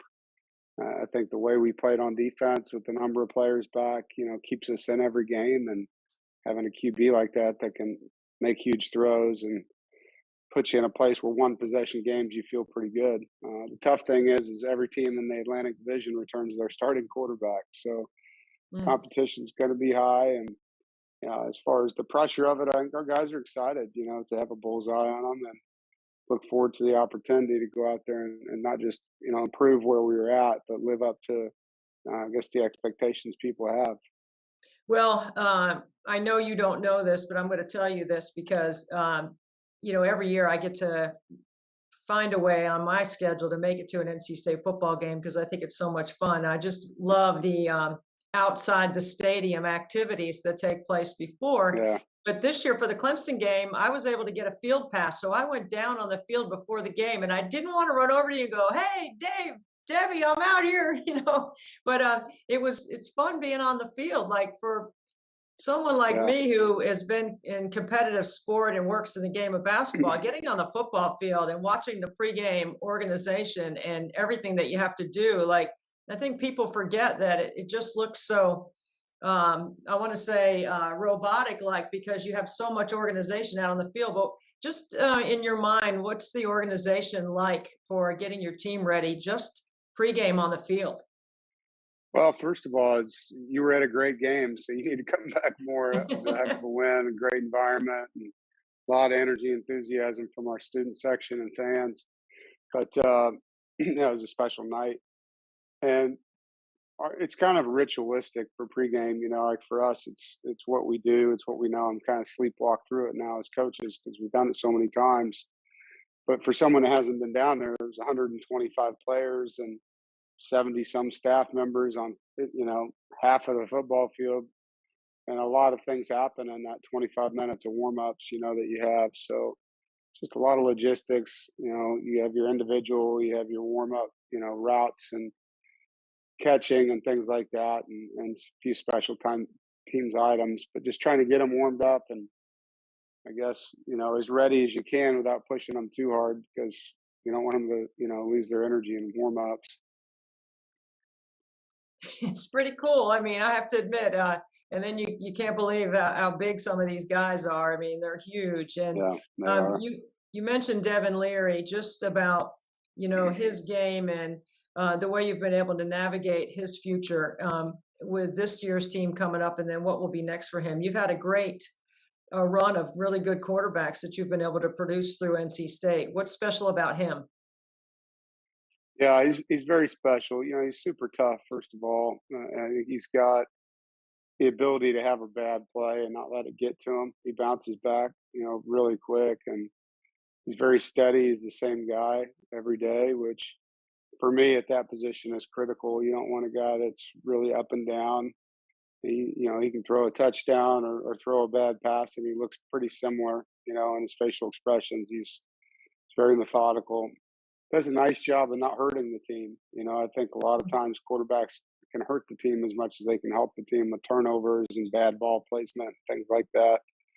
So, you know, last year he has 35 touchdowns and only 4 interceptions. So, like, that kind of output without, you know, the negative things, you know, really help us and not make it harder to win than it really is. I've learned from listening to you over the years about field position and why that's important. So I understand why you say that about him not putting you guys in bad situations by turning the ball over. I want to shift gears a little bit to why you're here with us. I mean, 24 Hours of Nothing But Net is a Special Olympic fundraiser. I know that you care deeply about Special Olympics. Tell us why. You know, early on with our first son, he was diagnosed with a genetic disorder that kind of put him on the autism spectrum. And so we were basically indoctrinated into that side of education early on. And he was like 3 years old. And I've seen the good, the bad, and the ugly of all of it. You know, moving, you know, with young children, particularly in the special needs community, is very challenging, which we've had to do 3 or 4 times. And you know, when we got here to Raleigh, just kind of found a very fast growing city that needed a lot of resources and a lot of help. So we started raising money for the Wake County school systems and the Wake, special needs programs at the middle school and elementary school levels, and did that until Jacob was into the high schools, and then partnered up with 321 Coffee, which is a community here that has now gone public, but at the time was nonprofit, was working just with special needs kids. They were hiring special needs kids only, and not just kids, people, into their coffee shop and training them and helping them learn how to not just have a job, but have a job they love and sustain that job and make an income. And they partnered with us. They've been in our building every Monday for 3 seasons, serving coffee to our staff, and now they have a company that's going public. So we've transitioned from them now to Gigi's Playhouse, which works with Down syndrome children. And they were a part of our spring game. If you saw that, we had a play where we ran, let them score a touchdown, but we partner with them during training camp too, on a night we call Victory Night, where they each get to score a touchdown with our players. And really special. We come out on Fridays and hand out ice cream to the players during the season as well. So it's been our way of partnering with a group in this city that, you know, makes them feel special, and to be honest, makes us feel special having them around. It's absolutely phenomenal. As parents of a child with special needs like you and I are, we know how important those opportunities are for our kids to be stimulated in other ways, not just the things that we do with them or what they get from school, but the outside opportunities that you have helped create. How do you think it affects your players? You know, I think the ability to serve others, as you know, yeah, you do it to help that person you're serving, but I think at the end of those opportunities, sometimes you might feel even better than they do. You know, I think it's just, you know, putting that good karma out there in the world, and knowing by helping someone that good things are going to come back to you, and it's the right thing to do, you know, and I think ultimately that's something that our players take a lot of pride in. Coach, I think your quiet demeanor in your philanthropic efforts are sort of under the radar, right? I mean, like, there's not a lot of talk about all these wonderful things that you are already doing around the NC State community. Do you think it should get more publicity? I mean, I hope we're going to help that effort, but you know, because we're mutually benefiting here, both you and I, from having our conversations, which I love. Yeah. Well, you know, I think it's great if it does. I don't do these things to get pats on the back. I do them because it helps the community. And, you know, if that helps NC State marketing it, obviously it would help Gigi's Playhouse, and it would help 321 and different organizations. But that's not my why in this. It's seeing the smiles on participants that do it with us and helping them financially with the money we can raise. So yeah, I think just in general, this NC State doesn't get the credit and a lot of things that go on here. Being in a city that has 3 schools within 30 minutes, it's kind of hard to hog the limelight. So I think we get some notoriety, but not as much as maybe we would if we were the only school around. As a leader and as someone who's responsible for communicating a vision all the time to your players, if you break it down and you put it in the IEP process that you and Sarah have gone through and the processes that my husband Frank and I have gone through, and by the way, we're 30 years that we've been married with 3 boys. Congrats. I want to ask you, like, what do you extrapolate from all of your experience in leading that has helped you be able to lead in the special needs community? Oh, that's a good question. More than anything, it's just I think we learn a lot by observing and being a part of this on the parental side. There was a lot of times you didn't feel supported, and then if you don't feel supported as a parent, you can only imagine what the students are feeling. And so we just felt like it was a way to use our platform to, I don't know, make life a little easier, not just for the students, but for the teachers by providing more resources, computer programs, computers, things like that. One year we bought like 13 laptops for one of the young, smaller schools here in the state that needed help. So it's just been about that. These kids, it's hard enough. It's really hard when they don't have resources that can kind of level the playing field for them. Well, I appreciate so much all of your efforts and everything that you do. I want to ask you about the play call for the young man that had Down syndrome that scored a touchdown in the spring game. Well, what was that? What was that formation? What was the play call on that? Yeah, we got in the huddle and Devin just said, "Hey, I'm going to hand you the ball. You go to the right." And then, of course, when you snap it, the person just stands there because he's so nervous and excited all at the same time. But the players, I think they had 4 different participants that were with us, and a couple of them went out and played receiver. One of them was playing running back, and Devin did a really good job talking them through it. And I can't remember which offensive lineman, but one of our offensive linemen helped them into the end zone and then picked them up. So pretty neat, and I don't think we had a play call on it, but that whole event, Debbie, if you ever want to like seriously have a great night, find out when we're doing our victory day during our fall camp. And if you could come up here for it, it's one of the coolest nights that I've ever been a part of as a coach. It is awesome. Well, I promise you, I'm going to do everything I can to be there, Coach. And I'm going to be standing right next to you when you're sending all those young men and women into the end zone for touchdowns to celebrate with them. I'll be ready to do a victory dance. I'll come up with one just for you. I'll come up with a victory dance. How's that? You should. There's a bunch of them, man. It's hilarious. The players are dancing, the kids are dancing. You walk off of that field feeling like $1 million that night. Yeah, so it's usually one of the first couple weekends in August that we do it. Well, I'll for sure be looking for it because I'm very excited about your football season. Just the last thing, Coach, if anyone is watching our live stream for 24 hours of Nothing But Net and has heard our interview and has listened to all the things that you're doing in the community. And by the way, we have added 6 other states to our effort, and North Carolina is one of the states. So any money that is raised through 24 hours of Nothing But Net that comes from the state of North Carolina on the webpage stays in the state of North Carolina. So what would you say to anyone listening that may consider giving? I think this is an opportunity to put a gigantic smile on someone's face who has, in my opinion, a lot against them at times. And, things are challenging enough in this world, and to be, a benefactor of someone else's joy and happiness, this is a great way to do it. And you'll see probably the best picture of what happiness looks like when you see the smiles at Special Olympics, as those competitors compete and different activities that we get to do with Gigi's. It's very heartwarming, and the people that are a part of giving to those things know where I'm coming from with this. It's just in my time, it's hard to find a charity where you truly see the pleasure of the money, that's coming back through, the activities that they get to do.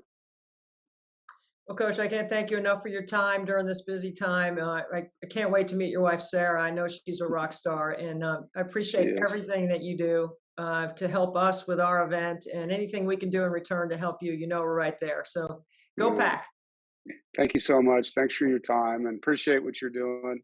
Means a lot to us, and I know Sarah would feel the same way. She would look forward to meeting you if we get that opportunity. So have a great spring, Debbie, and good luck with the rest of this. Thank you, Coach. All right, we'll see you. Go Pack. 24 hours of nothing but net again with my buddy Trista Kutcher. Trista, thank you for being here. Yes. You're so welcome. I'm so excited for this. I'm so glad that you're here with us again to help us raise money for Special Olympics. Now, you've competed at the highest level. Do you remember your gymnastics experience? Oh, yes. Can you tell us something about it? The gymnastics was really, really fun. And it's like amazing. It feels confident and special. And I'm just excited to show everyone my experience about gymnastics and stuff, and so much fun. So I really enjoyed it. I remember going to a fundraiser in Mount Pleasant, South Carolina, when you were 13 years old and you were getting ready to go to the World Games. Do you remember competing in those? Oh, yeah, it's a lot of fun. I love World Games. It's just amazing to show people what I love from my childhood. It feels so good to be out there. It feels so good. And doesn't it feel good to help people and inspire people and give them hope? Oh, yes. It's so good. I'm confident. I just so excited to be part of this. So, Trista, I want to ask you about your business. Tell us about your business that you run and what you do with your business. My company's name is Trista Sunshine Company, and I just show people full of sunshine and tell people what I'm making. And I'm making basketball tote bags and basketball zipper pouches and all those type of things.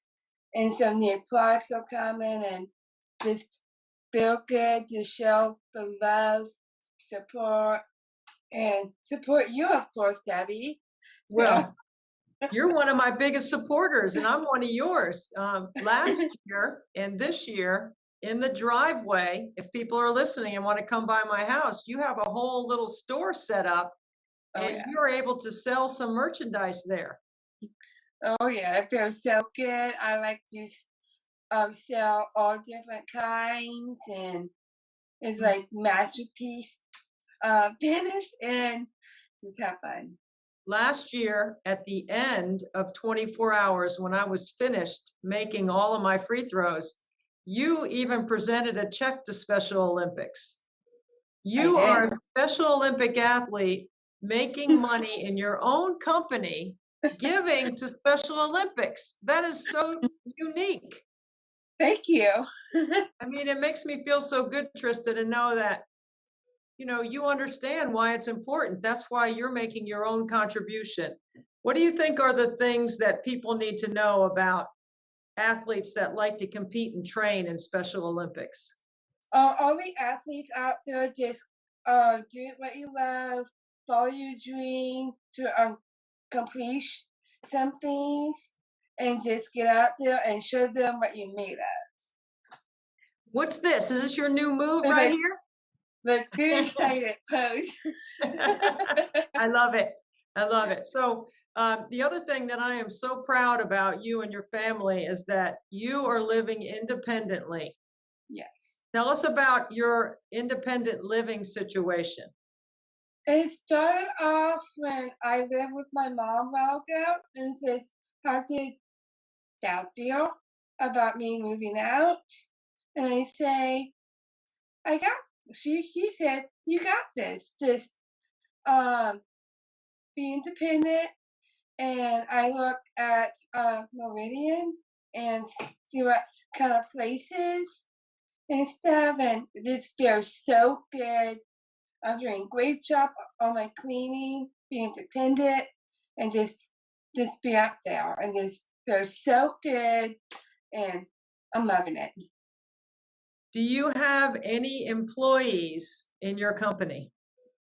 Yes, I do have amazing employees, 2 people from Beyond Basic.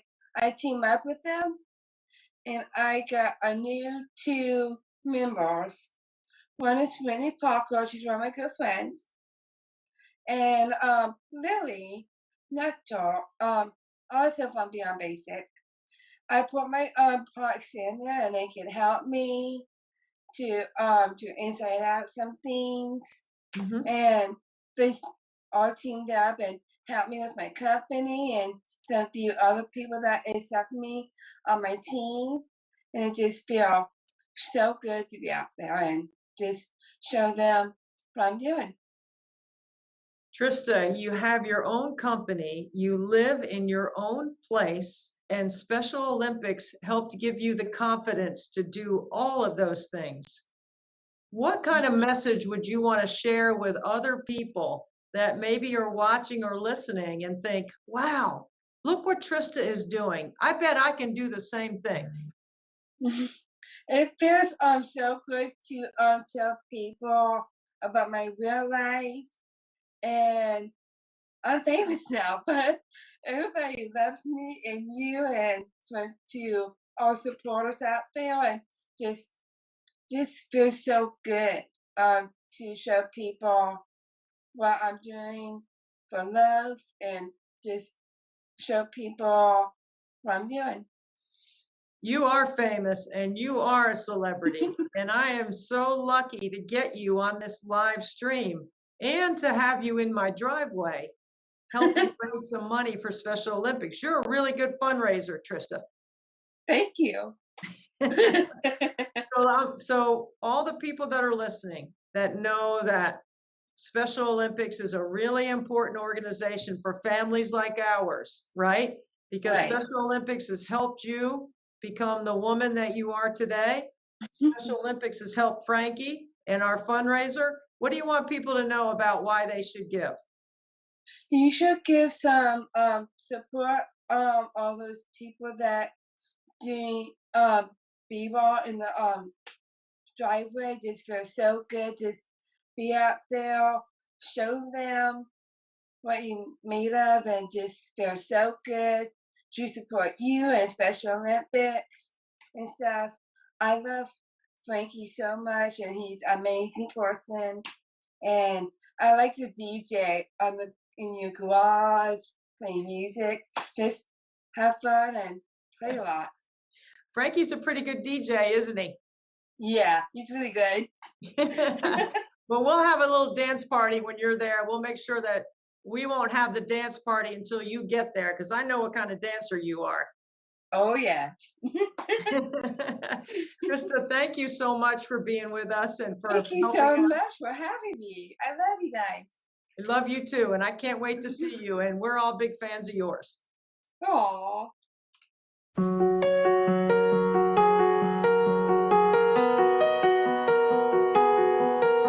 Windows down on my favorite street, sunset in the rear view, got nowhere to be. For a moment we feel like we're kings and queens, and nothing but a t-shirt and ripped up jeans. We are free, can you feel it too? It's nights like these that only prove, and this is when the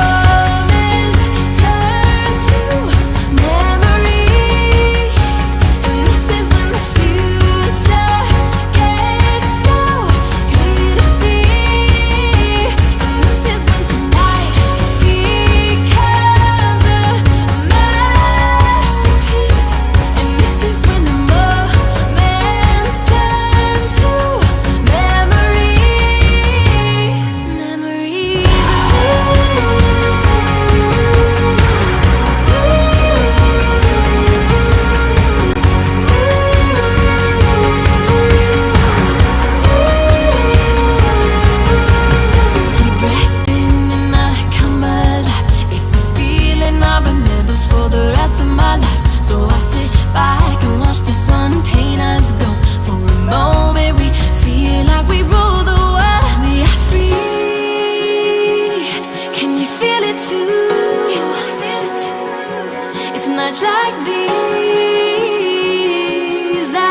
prove. And this is when the moments turn to memories. And this is when the future gets so clear to see. And this is when tonight becomes a masterpiece. And this is when the moments turn to memories. Memories.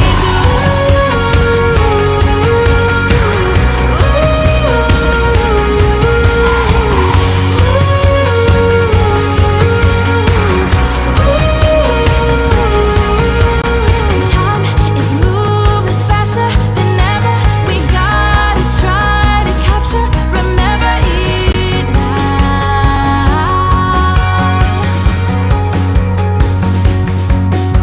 And time is moving faster than ever. We gotta try to capture, remember it now. Yeah. And this is when the moments turn to memories. And this is when the future gets so clear to see.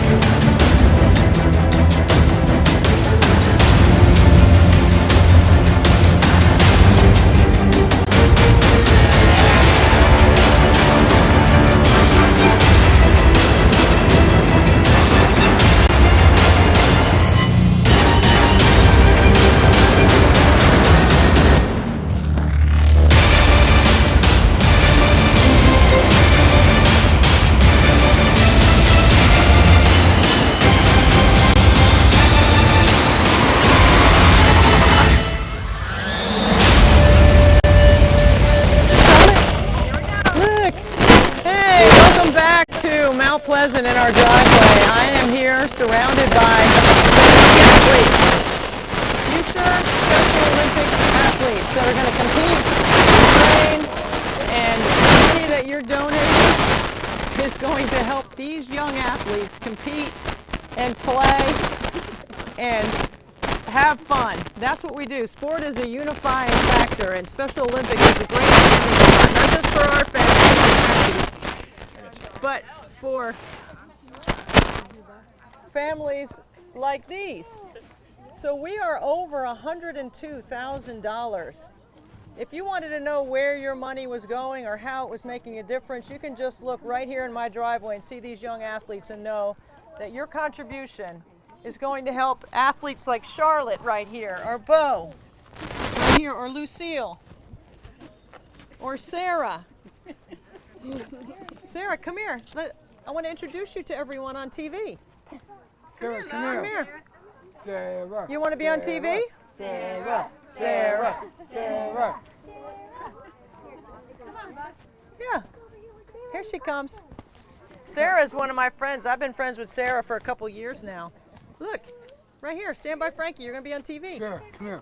There you are. See? Sarah's a really good athlete. So please consider 24hoursnbn.com. That's where you can go, and your donation will directly impact athletes like Frankie and Charlotte and Sarah and Lucille and Bo. And don't forget Carter. Okay?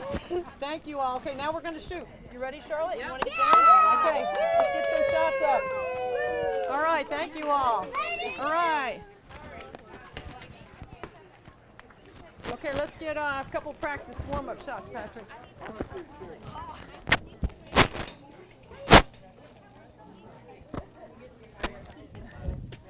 Okay, hold on a second. William, I think we have a malfunction on the mic. Let me see, let me get this mic fixed.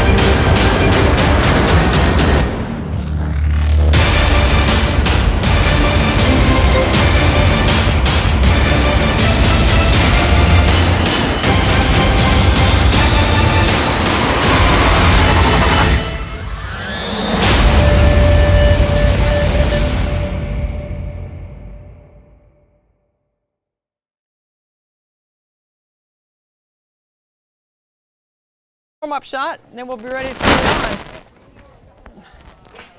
Okay. I think we're ready. Who's got my phone? Hit it, Joe. Here we go, another 100.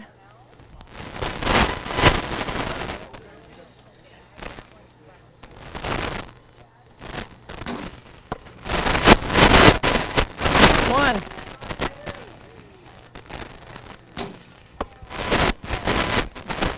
Two.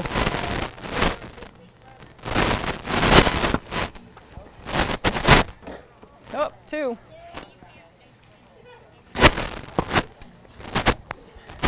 Three.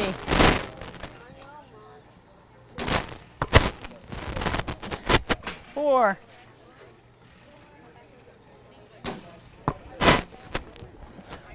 Five.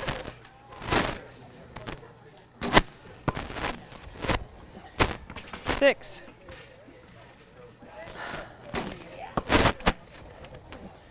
Seven.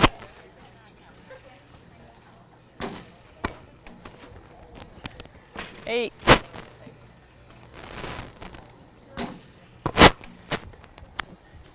Nine.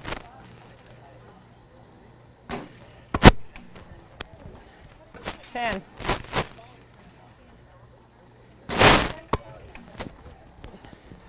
11.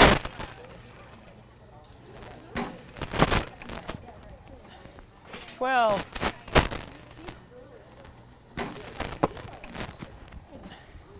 13.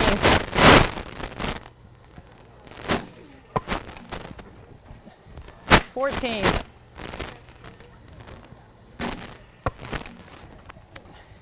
15.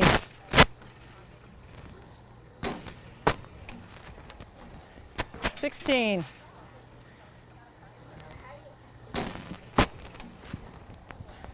17.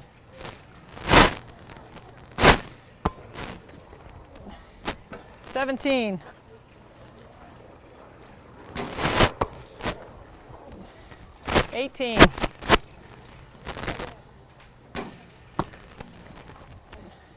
19.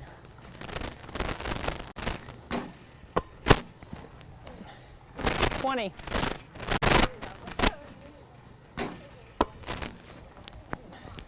21.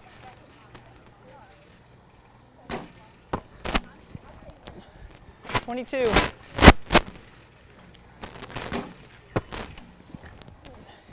23.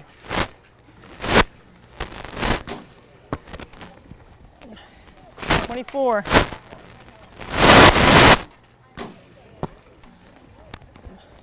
25.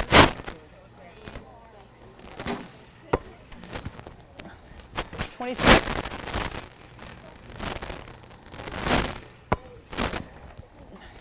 27.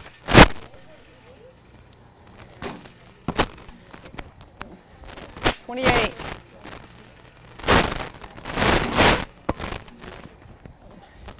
29.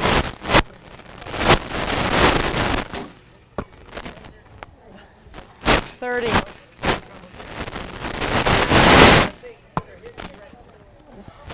31.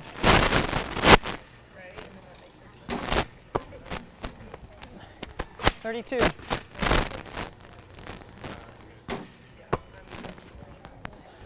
33.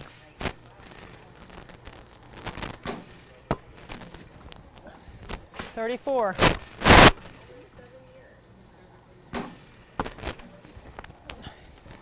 34.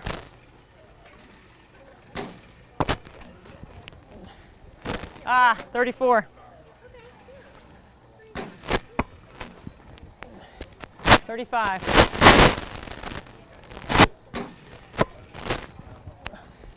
36.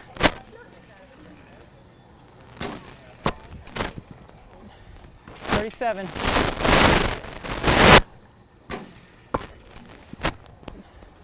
38.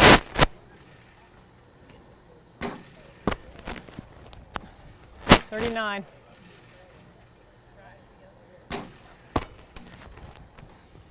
40.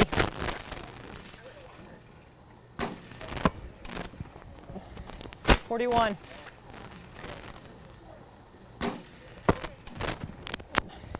42.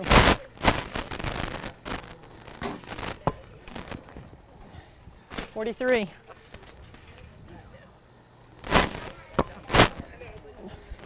44.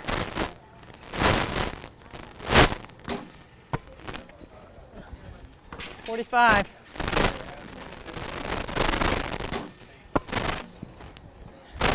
46.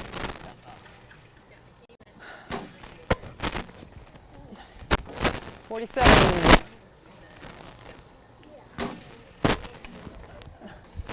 48.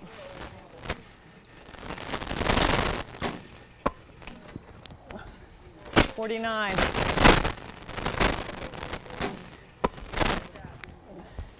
50.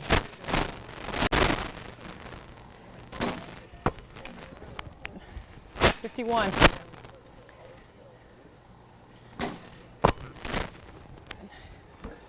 51.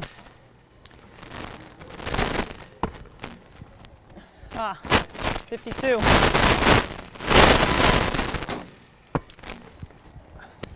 53.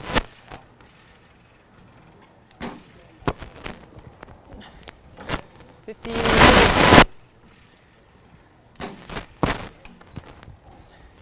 54.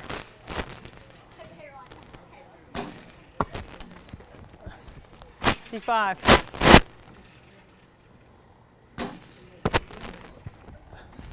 56.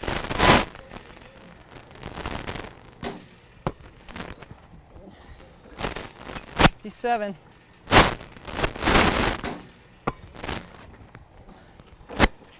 57.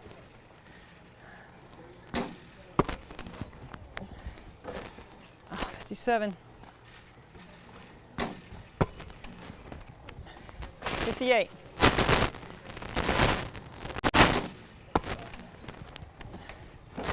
58.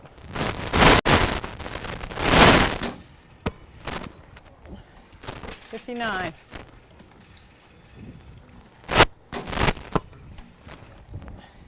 60.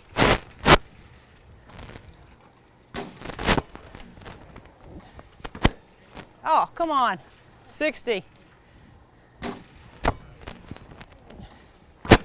61. 62.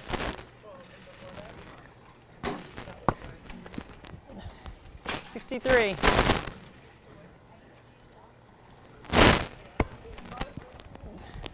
64.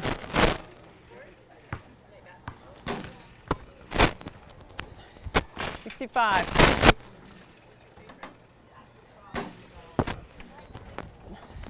66.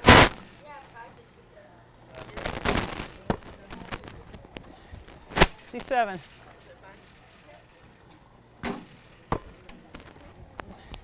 68.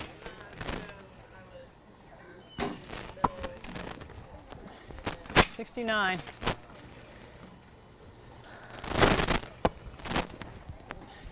70.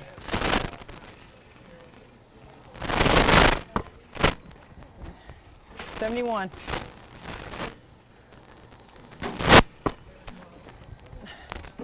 71.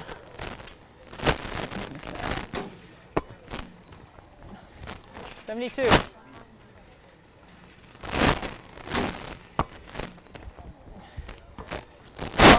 How could I be long?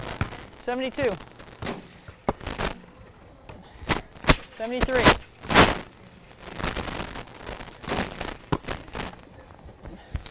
74. That's off. 74. 75.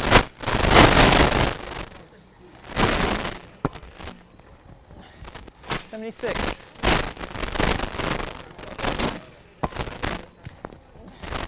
77.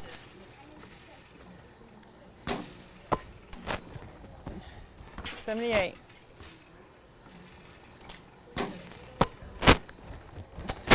79.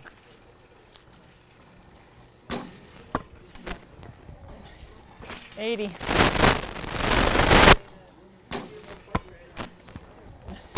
81. 81.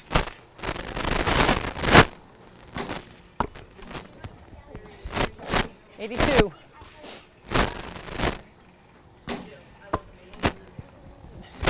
83.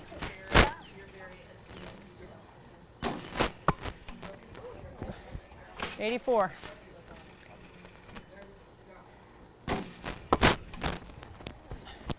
85.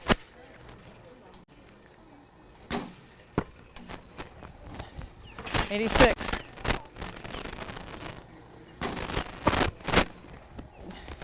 87.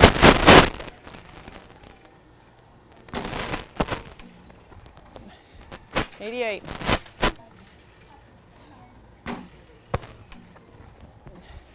89.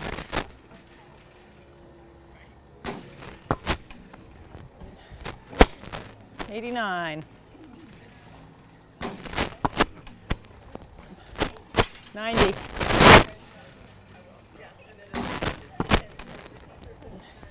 91.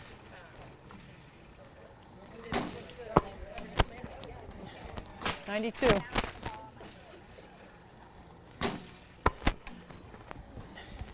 93.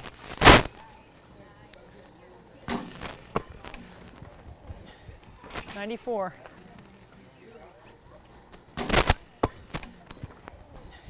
95.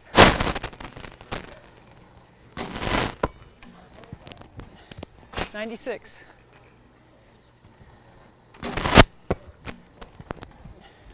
97.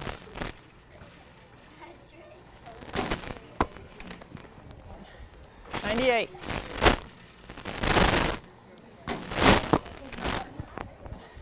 99.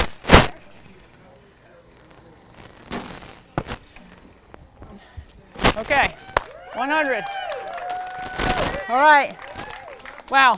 Okay. 3 down. 22 more to go. 21 more to go. Okay, so as keeping with tradition on this event, every hour that I get done shooting, the money goes up. Now we're at $102,600. $102,600. That is amazing. So thank you to everyone that continues to contribute and make a difference in the lives of those that get to participate in Special Olympics. Now we got a real treat for you. You know, this 24-hour live stream is jam-packed with lots of great interviews. This is always a treat. Every year, Coach Dabo Swinney lends his time because he cares about Clemson life and he cares about the students that attend Clemson like Frankie. Here's Dabo. I don't know if we could do 24 hours of nothing but net. All right. Good stuff.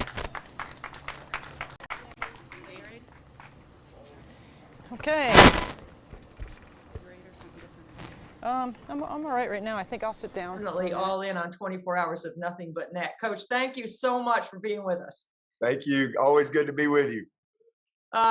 You are helping with the construction and the creation of the Shepherd Hotel. And I know that's something that's really near and dear to your heart. Can you go ahead and explain to us a little bit about why that is so important to you and what's happening at Clemson?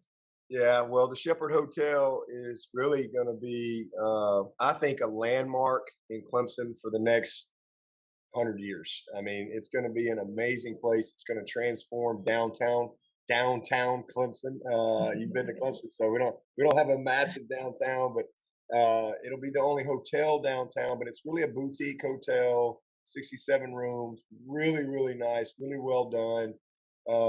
But it's more it's a purpose-driven place, and I got involved because I had recommended this book to a friend, and then I knew this other guy, and he had children with special needs. He had Down syndrome daughter, and he was in the hotel business, and one of his dreams was to build a hotel where he wanted to have something for his daughter that really could have gainful employment. And then this person over here was just wanting to do a hotel in Clemson and was asking me, and I was like, you two guys need to get together. Yeah. And so it kind of connected them, and that's how they came up with the book was called The Way of the Shepherd. So that was the book, and through that collaboration, next thing you know, these two guys come together. They come and have a meeting with me, and they're like, "We want you to know what we're doing, and we'd like for you to be involved." And I really wasn't looking to be involved in any type of like hotel business, but when they talked to me about what the Shepherd Hotel was going to be about, I said, "You know what? That's something I can get involved with and align with." So, as you know, we have this amazing Clemson Life program here, which is just incredible. And we've been very involved as a football program, but also with our foundation, for years now. And I've got 3 Clemson Life students who are on our staff here and work here every day at Clemson football. And Clemson Life is learning is for everyone. And so we have young people that are brilliant young people that have these so-called special needs, whatever that is, and that the world may see as limitations, but man, they come to Clemson and they get their college education. They get fully equipped to be independent livers, and live on their own, and all these things, and relationships and friends, and things that I'm sure a lot of the parents probably thought would never happen. And it's an amazing thing to see.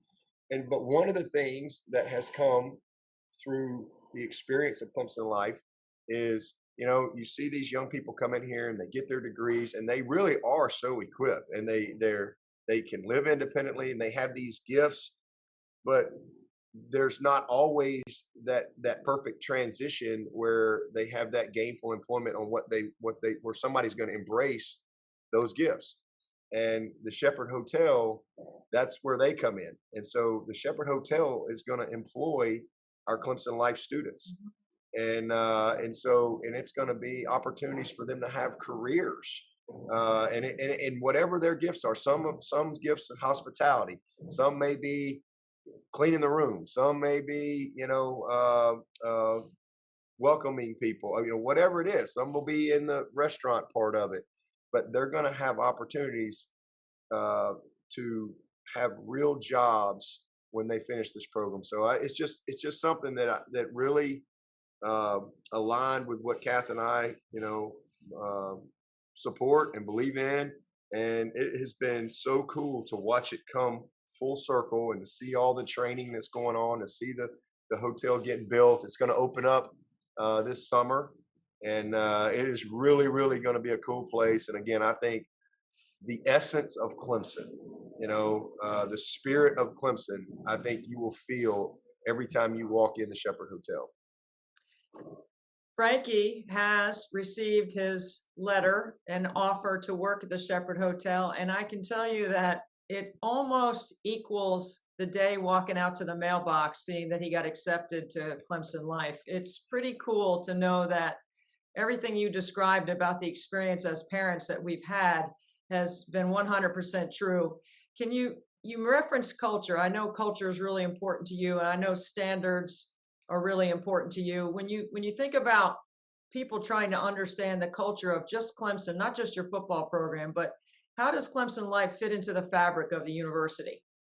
Yeah, well, I think Clemson is family, first of all. I think that's something that, Clemson is a place where people are happy.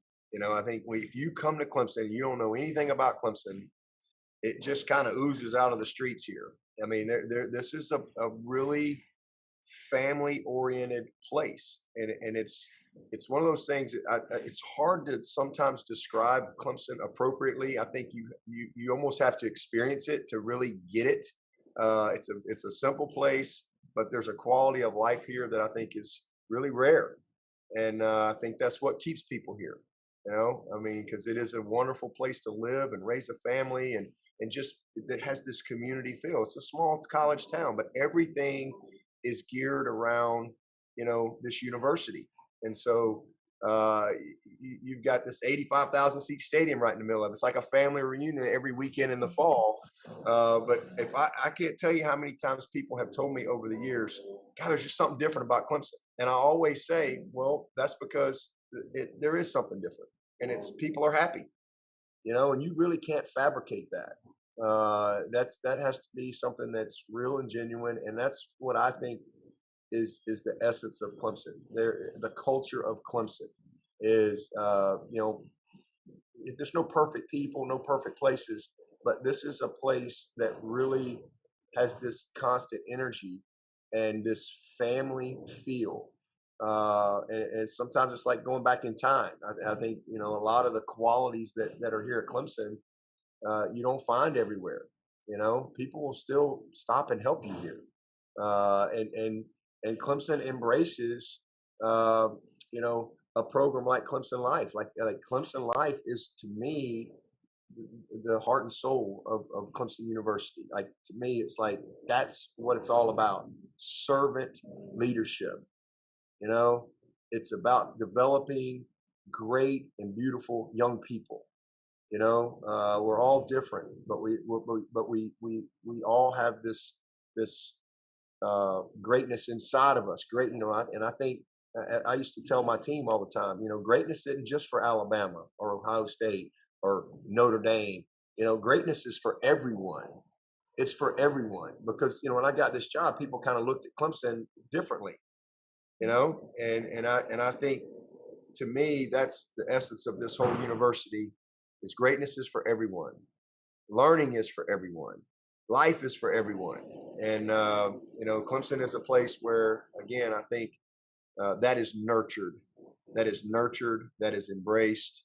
And again, there's this happy spirit that goes along with it. I can't tell you how many people I've met over the years who had nothing to do with Clemson.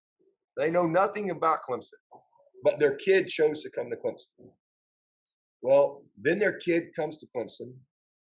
Parents get involved in Clemson. Kid graduates and leaves. Parents stay because they love it, or they buy a place on the lake, or they just come back for game weekends. And kids are all living life, doing whatever, but they're still coming to Clemson. And I think this is one of those really rare places that has the ability to draw people in like that. And so it's a culture of family. It's a culture of serving, and it is a true community here. I don't think you could sum it up any better, Coach. I agree. I mean, I think we've shared this conversation before. For 30 plus years, I've been coming to Clemson from a basketball lens, either working at Little John men's and women's games, or coming up Perimeter Road, doing a game, and then going back down Perimeter Road back to 85. Never really investing time or hanging out. And I've seen Clemson through a different lens because of Frankie and because of the Clemson Life program. One of the highlights for the Clemson Life program is always spring practice with your team, where you dedicate time in practice where the whole team gets involved in running the students through all kinds of drills and activities. Kind of share what that day is like and how much fun that is for you and your team. Because I know how much fun it is for the kids. Yes. In fact, that was probably one of the worst things about COVID, was not being able to do that for a couple of years. So this spring was our first time in a couple of years to be able to get back to doing that. So what we every fall, we have a Clemson Life Day. And in the fall, they come and they get to hang out in the facility and just have a fun time. We feed them, we have hamburgers and hot dogs, and then they get to come hang out at practice and watch practice and visit with the guys a little after practice and just have a good day. But in the spring, we always pick a day and they come to practice. But what we do is post practice, we have, like, we call it a county fair set up. So we set up all these stations, and here's the cool thing. It's mandatory for our freshmen and sophomores. So it's just kind of what we do as a program.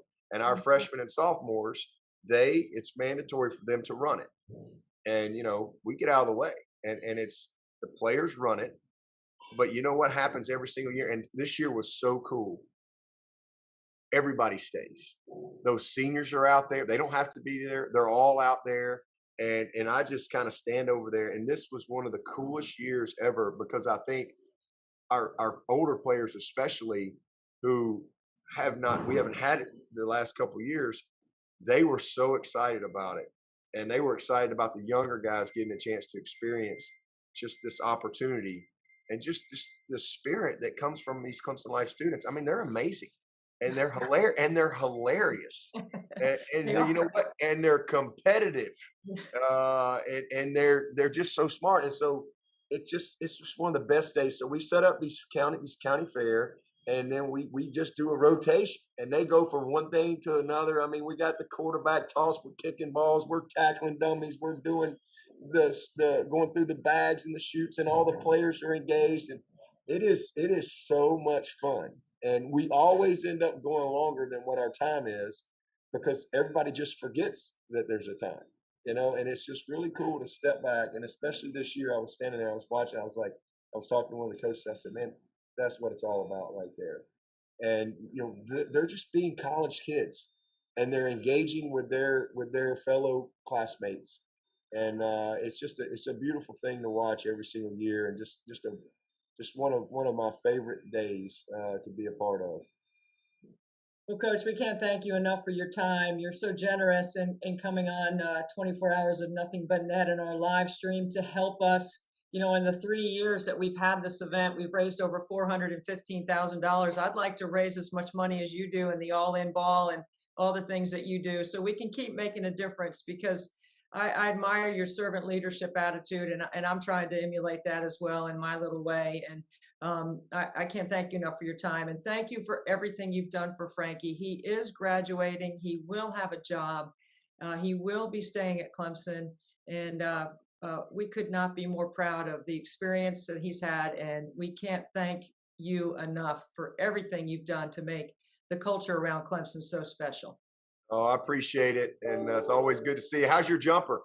It's pretty good right now. I mean, the 3 years I'm averaging 92%. So I put a little pressure on myself. I've definitely set the bar high for somebody like me who's, shouldn't probably be in the driveway shooting free throws. But hey, age is just a number, Coach. You know that. Right? It is. And you will appreciate this.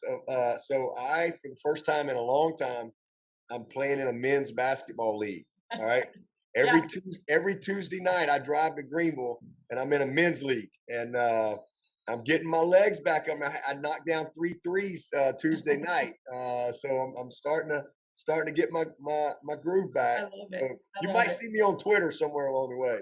I'll be looking for it. We'll be looking for it. There's going to be. You put that out there that you're showing up on Tuesday nights in Greenville. Oh, yeah. We're 4-1. Hey, we're 4-1. We're 4-1. We got one overtime loss. Coach, nobody can guard you, right? Can't guard you. No. Unguardable. You're the best, Dabo. Thank you. Thank you so much. Take care. See you guys. Wow, Dabo and Kathleen Sweeney have done a fantastic job with their foundation and assisting Clemson Life, and I'm so grateful to Coach Sweeney for taking the time out of his busy spring schedule preparing his football team to be able to spend some time with us. And you know what? He's got a jumper. He's got a built-in gym in his house. He's got no excuse for not being able to knock down shots. As a matter of fact, Frankie and I are going to be knocking on his door one day, because we're going to come and take some shots with Coach Sweeney. Right, Frankie? One day, right? Right. Coming after you, Coach Sweeney. Right? Thank you so much, Dabo, for lending your time. Next up is one of my colleagues at ESPN, who needs really no introduction. Actually, the live stream, the way we've put it together this year, we got a lot of heavy hitters, and this is another one.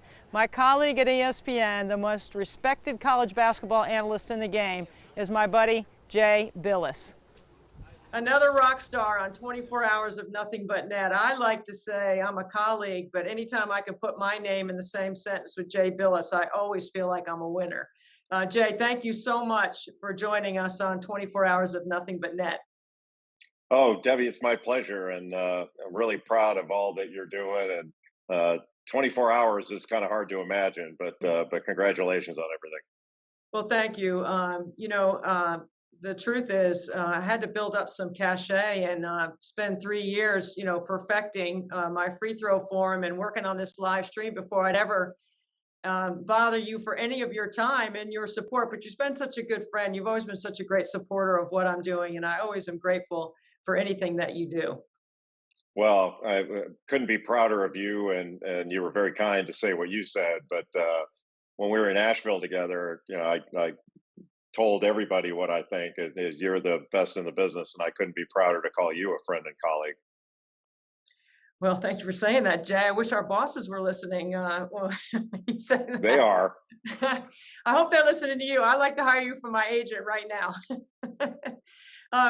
So, Jay, just a little bit about the season. I know it was a special and unique year. And I want to talk about Coach K with you for a minute, because when we were in Asheville, I was joking with you about whether I was going to need to make sure when I saw you, I had your toughness book or a box of Kleenex, because I know you have such a special relationship with Coach K, and it was such a unique situation for us in the game to have someone like him, and you had a special relationship with him. What was it like this year for you calling his final games? It was great overall. I think knowing that it was his last year made everything especially poignant. I wanted to be a little bit careful just in our jobs that you didn't go over the top early. This is the last time Coach K will put his socks on in Little John Coliseum, stuff like that, and make fans roll their eyes at it, and save it up for the end. But as you know better than I do, most of the time when a coach retires, it's like when Jay Wright just did. You have several days of talking about it, and you move forward. This gave us a year to kind of celebrate what he's meant.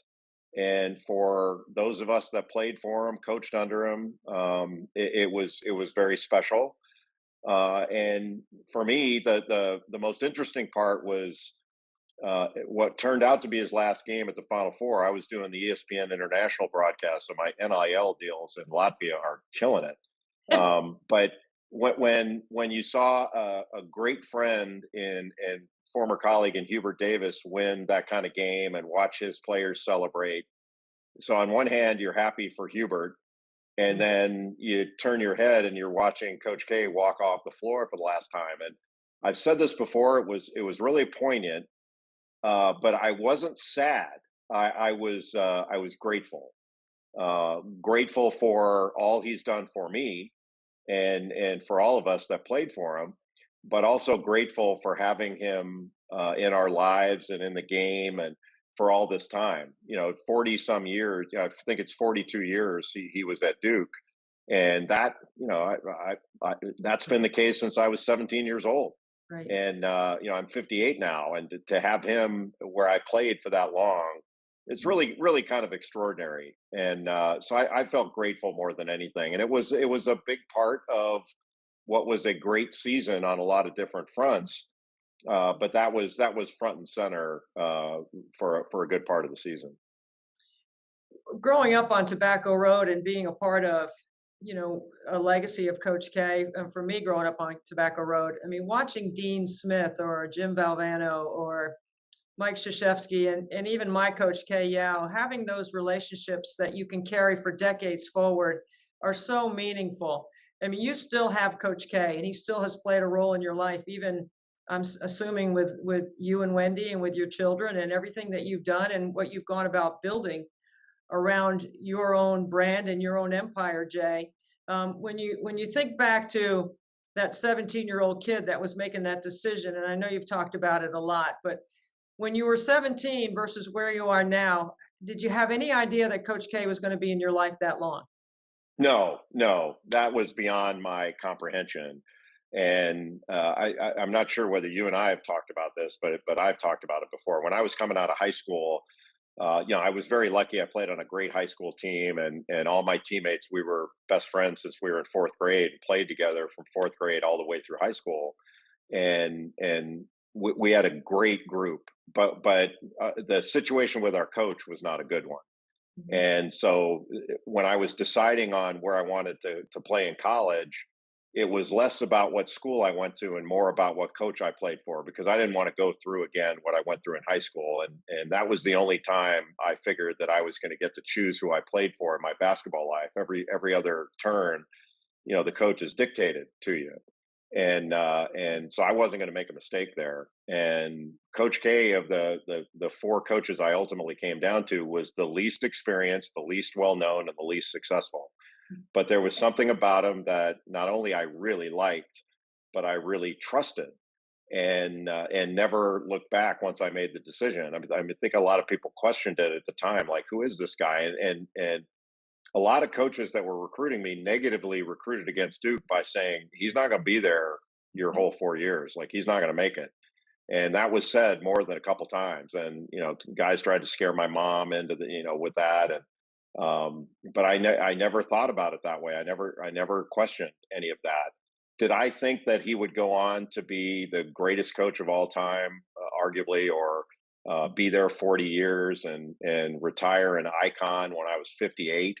No, I was thinking more about those 4 years rather than, you know, the investment paying off like it has. I mean, I feel like I got in on Microsoft on day one with committing to him. But it's been a profound influence on my life. I don't know where I'd be without him. I'm sure I'd be doing something good, but it wouldn't be the same. And it's funny, Debbie, like, I don't know what you think of with Coach Yao, but, you know, getting to know Bill Walton and spend so much time with Hubert Davis, like, I would never argue with Walton if he said that John Wooden was the greatest coach ever, and he wouldn't want to hear a discussion of it. And I would never argue with Hubert if he says Dean Smith is the greatest coach ever or something like that. And if all of us were in a room on Mother's Day and we all stood up and say, you know, I've got the best mom in the world, none of us would argue. We'd all go, isn't that great that he or she thinks that they've got the best mom when really I do. But somehow this, you know, when you talk about coaches, everybody no, that's not true, or this guy was the best, or this person was the best. I don't know how it got that way, but this year gave us an opportunity to, I think, appreciate, I hope the word is appreciate, but appreciate what Coach K has meant. And maybe it shined a light a little bit on Roy Williams, or you know, with Jay Wright making his decision, for us to make sure that we're valuing the greatness we have in our game. Like, I've been fortunate at my age. I lived through Jack Nicklaus and Tiger Woods. You know, I lived through, when I was a kid, I watched Wilt Chamberlain and Jerry West play for the Lakers, and then I got to see Kareem and Magic and that crew, and then LeBron. And Michael Jordan, you know, played against Michael Jordan in college, got to see all that up until now. And the same's true with coaches. So the game's going to be just fine without Coach K in it on the sidelines. It'll move on and we'll do extraordinarily well. It won't be the same. And so for that, I mean, there's part of me that is really going to miss it. But there's another part of me that's really excited about Jon Scheyer and Hubert Davis and where the game's headed, because it's actually in great hands. And that's why the Jay Wright news was a little bit of a gut punch, because I expected Jay Wright to be one of the top guys to take over and be the next Coach K, but he decided he'd had enough.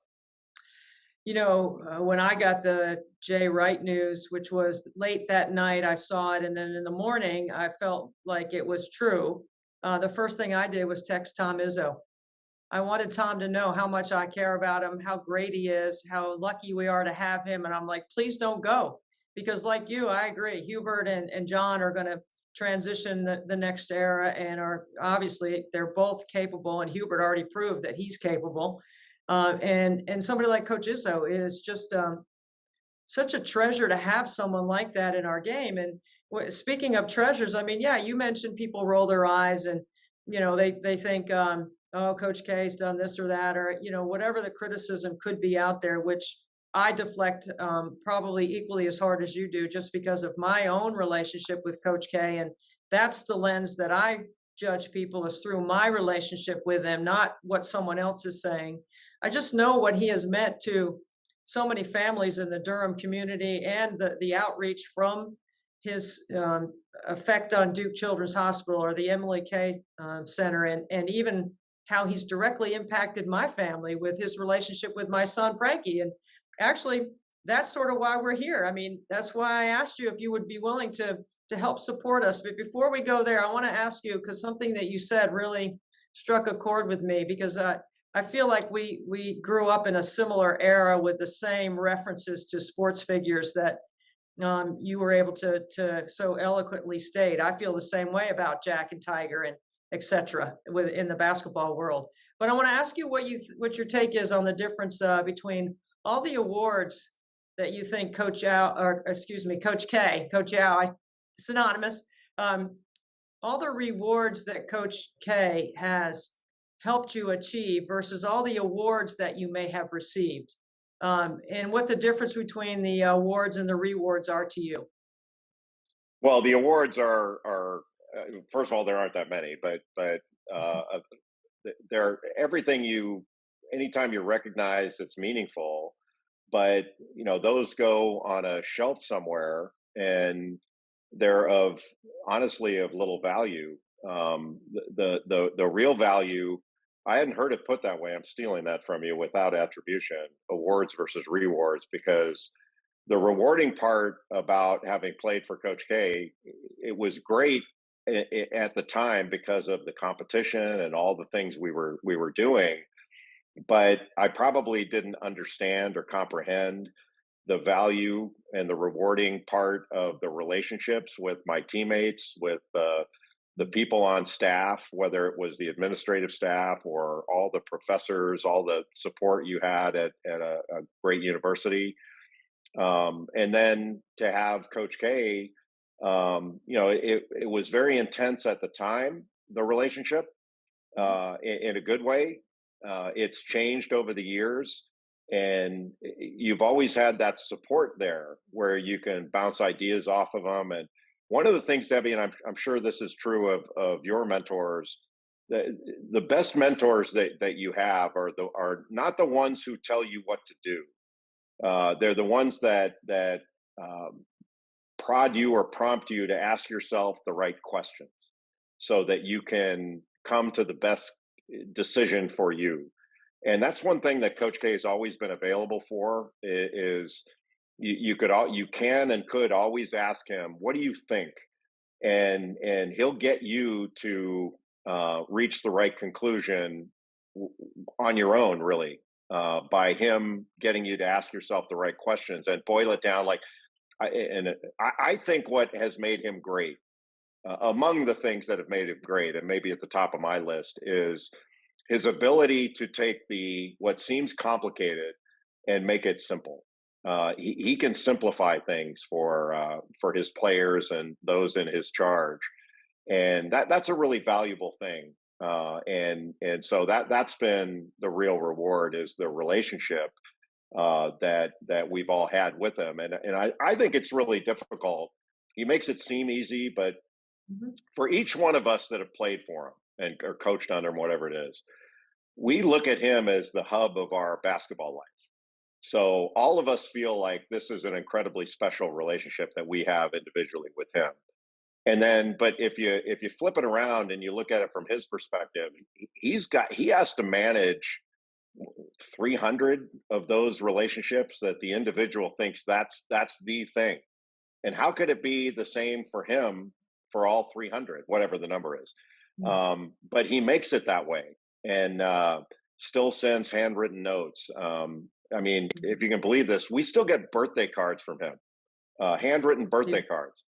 And I asked him about it one time. I was like, are you kidding me? Like, how do you do that? And he says, I just want you to know I'm thinking about you. And that's pretty cool.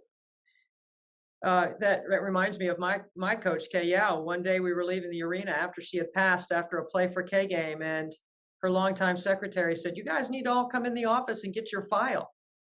And we were like, what do you mean get our file? She had a filing cabinet with a folder on every single player that she had saved, everything from being the time we were in high school being recruited all the way through. And in my file had Christmas cards, notes that I had sent her, pictures of my boys, my transcripts from college, any just interesting stories, newspaper clippings, things that I didn't even know she was paying attention to that she would have saved because she would have seen it and said, hey, put that in Debbie's file. And when none of us knew she had a file. It was so remarkable to go back and look at it and know how deeply she cared when you knew she did and you saw it and you felt it. But then you had a visual example of decades of time where she had that unique relationship. Now, she didn't have 300 because there weren't 300 of us, or about 170 of us that had played for her. But still, it's the same impact that you're talking about. It's just remarkable. Jay, just the last game in Cameron, because I had the great fortune of calling the game on the ACC network. You were doing it with Dan. I was doing it with Wes and Mark, Wes Durham and Mark Packer. Just your perspective of that game, because it was one of, if not the most iconic moments in my career, and I've been doing it a long time as well. I just thought it was absolutely remarkable to be in the building on that night. I agree. It was a lot to process, and I was honestly concerned about it. I wanted to make sure that I honored the game and did it down the middle, like we always try to do. But at the same time, there was an undeniable personal connection to the evening and to the entire event. And I was concerned. I was sort of against when Duke had decided to have all the former players in attendance down on the floor for Coach K to walk through. I thought I probably shouldn't do that because I got to be up in the booth. I got to do the game and be a professional, all that stuff. And some of our bosses at ESPN talked to me and said, no, you need to be down there. Absolutely. And so I did it. And I was glad I did. I was the only schlep in a suit. Everybody else is wearing a T-shirt and all that. You look good, though. You look good in that crowd. I saw you down there. But it was really moving. It was a really nice thing. I do, looking back, I'm sure that maybe some people were thinking, well, did that affect the play on the floor, all that stuff? But in the long run, there's a part of me that thinks, who cares? That was a moment that went beyond the game. But it was, we had so much coverage there, and how many sets did we have on that campus? I mean, it looked like a political convention with all the coverage. But leading up to it, there were some emotional moments talking about what he's meant and reflecting upon it, because we hadn't really had an opportunity to do that. And that was really, there was far more of that in the last game in Cameron than there was at the Final Four even. And maybe that was the perfect time for it. But again, going back to the feeling, because all this stuff leaves you with a feeling more than anything. I didn't feel sad.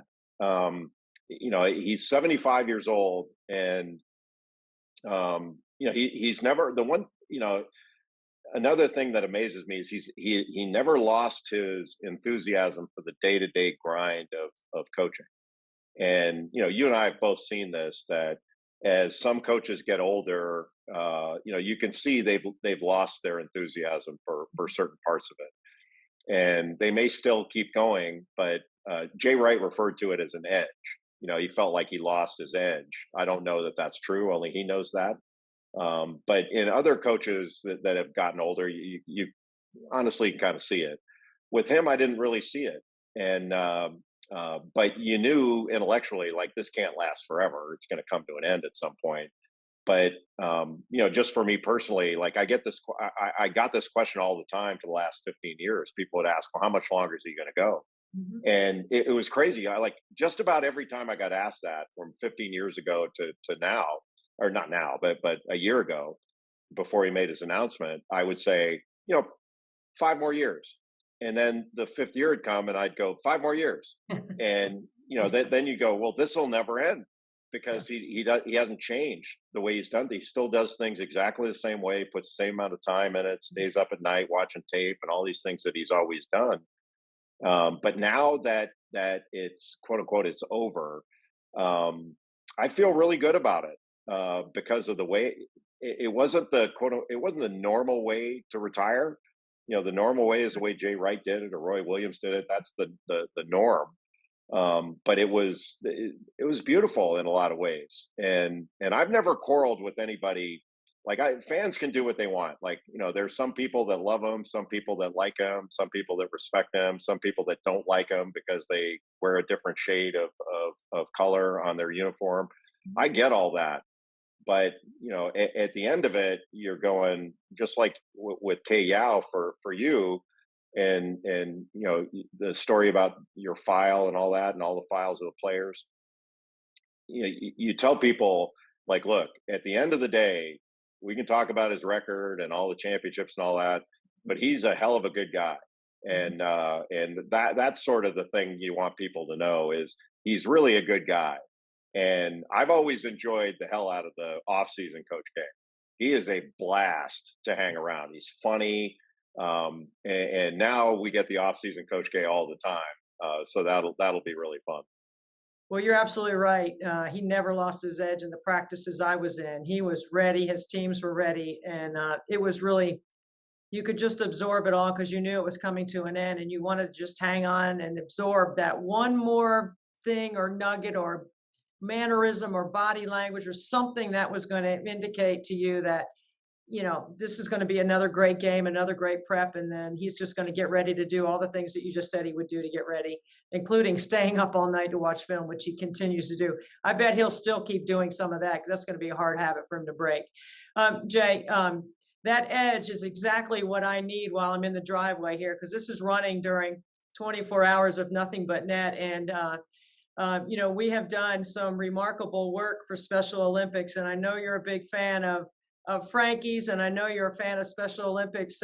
If somebody was watching and knew if they could just give a penny for every free throw I make, it's $24 for Special Olympics. And you live in the state of North Carolina, which is one of the 6 states that we have added this year to 24 hours of nothing but net.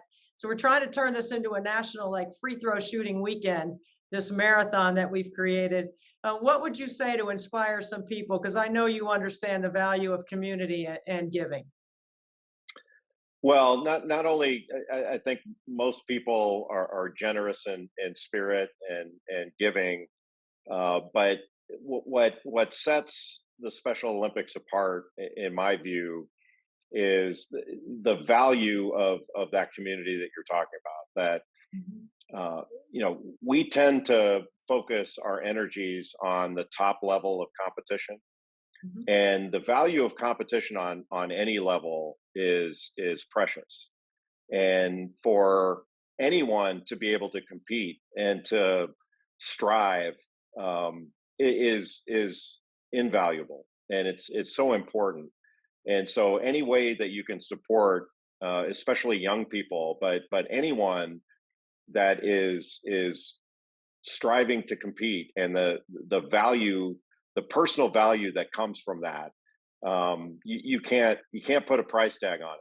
And it can be a low dollar amount to you, but it's a high value amount to the people it's going to help. And so I'm glad you're not having me help out shoot free throws, because it would cost you money from not only all the misses, but having to repaint the rim afterwards. The cost of that would be astronomical. But kudos to you for all you're doing, but especially to Frankie, because I know there's a lot that he's getting from this, but what he's giving to inspire others is so much more valuable. And I couldn't be prouder. Thank you so much, Jay. It means so much to me personally and to our platform that you would take time from your schedule. And we're going to continue. I'm just going to keep shooting till my arm falls off and keep trying to raise money for Special Olympics. I think that's what my chore and my challenge is. Well, go get them. You're not going to miss much. I've seen you shoot. So this should be a free throw for you is a layup for anybody else. What's going on, everybody? This is Woody Taylor, one of the assistant coaches with the men's basketball team here at UNC Asheville. We're located right now in the lovely new renovated Justice Center on the campus of UNC Asheville, and I'm getting ready to make 100 free throws in under an hour for Debbie Antonelli's Nothing But Net Giving. Okay? Today we would love for you to give. All right? The link is going to be this: give.classy.org/NBN-NC. I'll say that one more time. give.classy.org/NBN-NC. All of the proceeds will go to support the Special Olympics of North Carolina. Personally, I'm going to give a pledge, and if I beat the goal that I set, which is 100 for 120, then I'll double my pledge. If I don't, I'll still give a good amount of money to this cause. So we hope that you can give and join us. Let's go Bulldogs.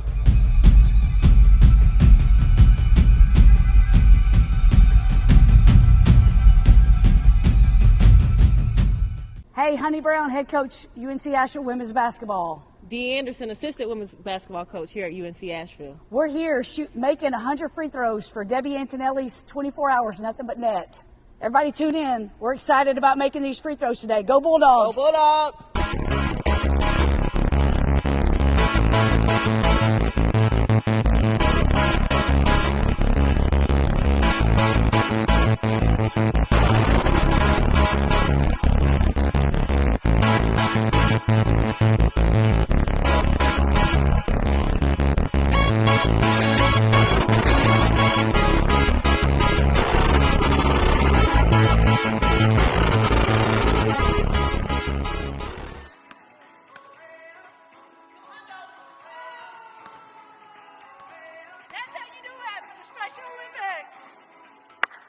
What's up, guys? My name is Jay Winters. I'm a sports information assistant here at UNC Asheville, and I'm ready to make 100 free throws in hopefully less than an hour for Debbie Antonelli's 24 hours Nothing But Net Challenge.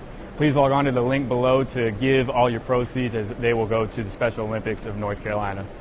Let's go.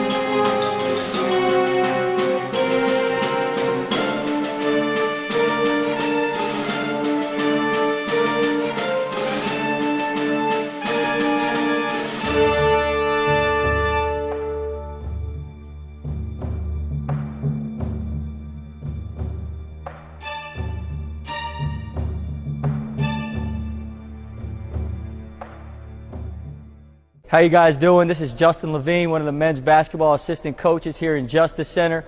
I'm ready to make 100 free throws for Debbie Antonelli's Nothing But Net. Please log on to giveclassy.org/NBN-NC. All proceeds are going to go to support Special Olympics of North Carolina. We appreciate you guys.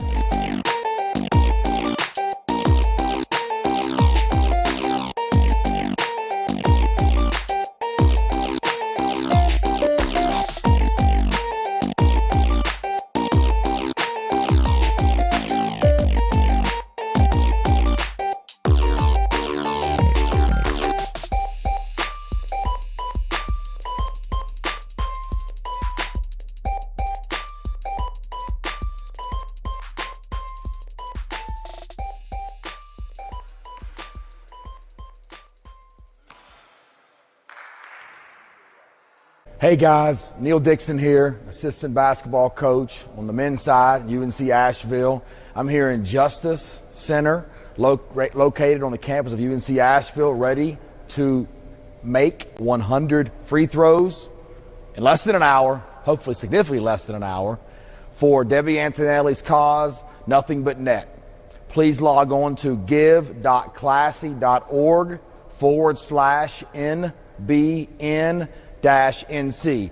All proceeds go to a terrific cause, the support of the Special Olympics of North Carolina. Go Bulldogs.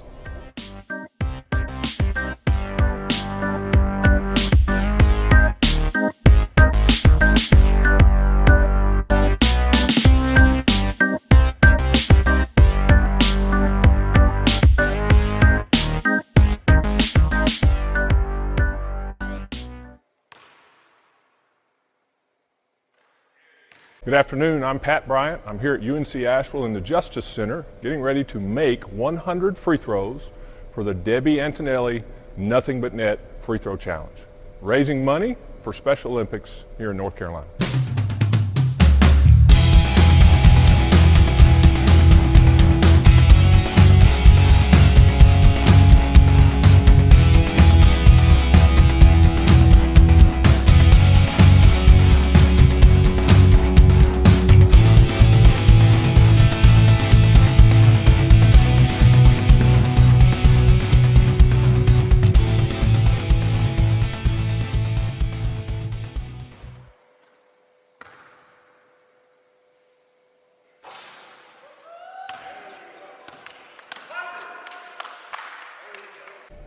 How's it going, everyone? Phil Marcello here, the assistant AD for communications. I'm getting ready to make 100 free throws in under an hour for Debbie Antonelli's 24 hours of nothing but net. Now, this whole program goes to raise funds for Special Olympics across the country, but we are trying to get North Carolina to win. So go to the link. It's giveclassy.org/NBN-NC to donate. Make sure you select North Carolina so the Special Olympics funds of North Carolina go way, way up. Also, if you didn't hear that, link in the UNC AVL Bulldogs bio for the donation link, and let's do this.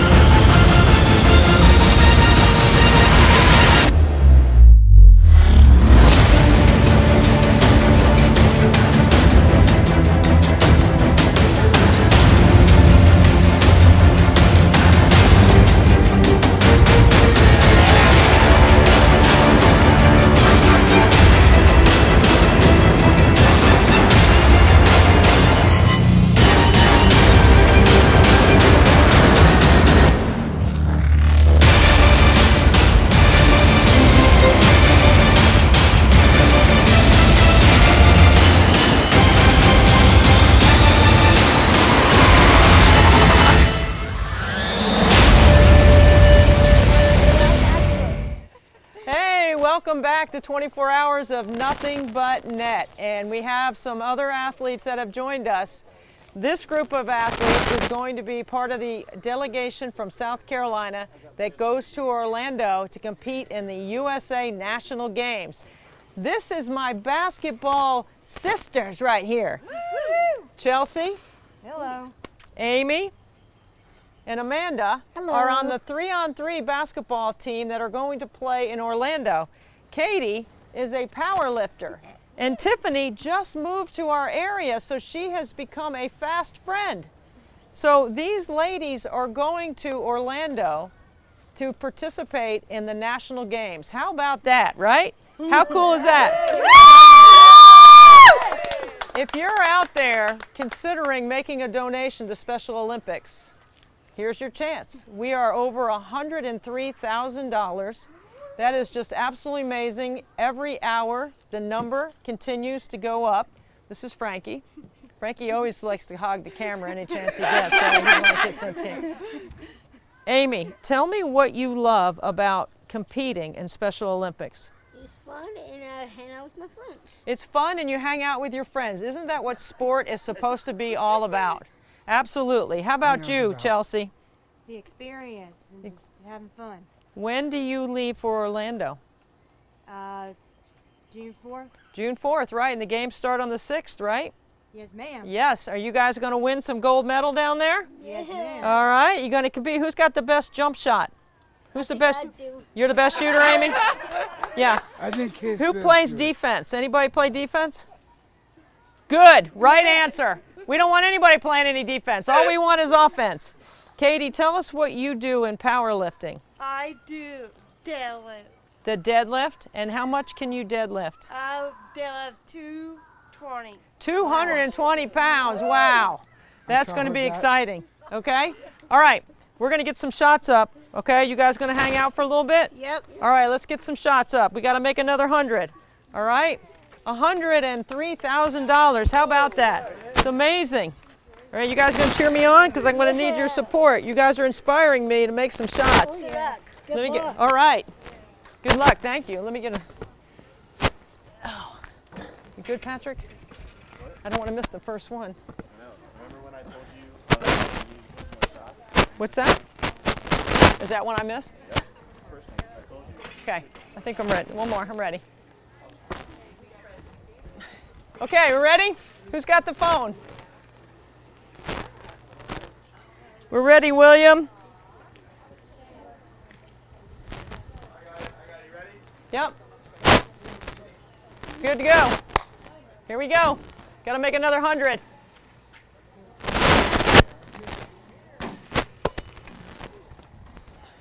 One.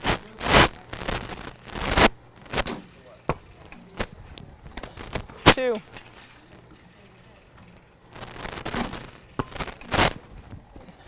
Three.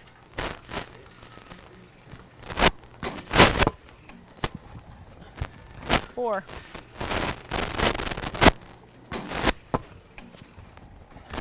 Five.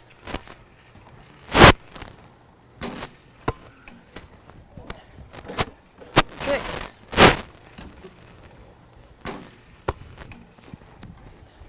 Seven.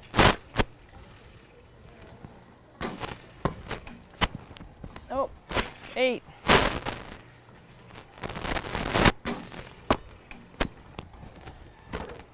9. Thank you.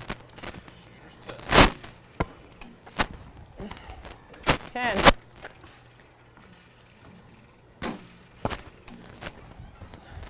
11.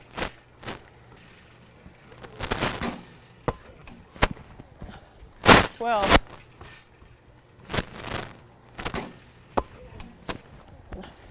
13.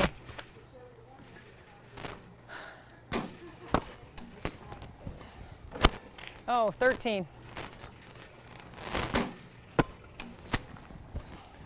14.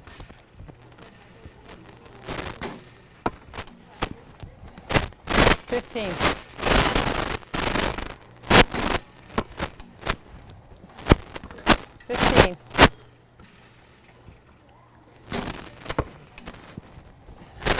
16.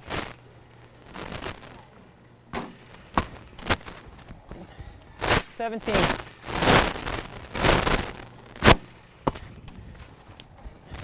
18.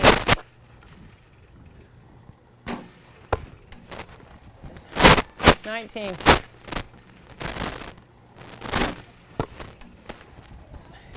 20.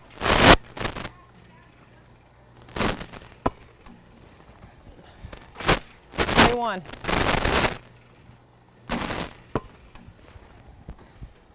22.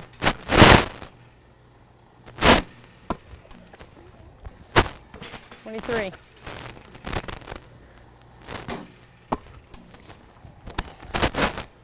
23.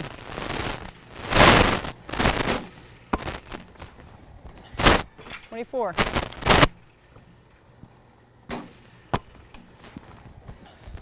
25.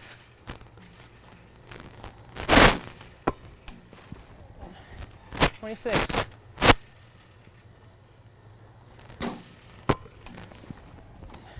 27.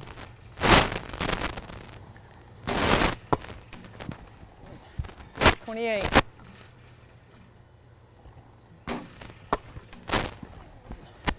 29.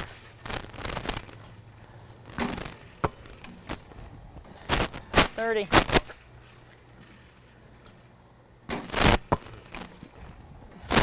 31.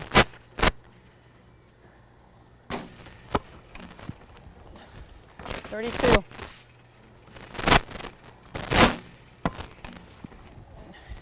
33.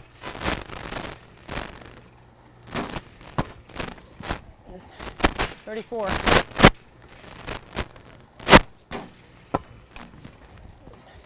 35.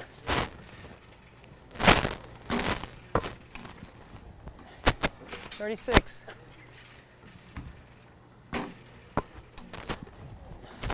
37.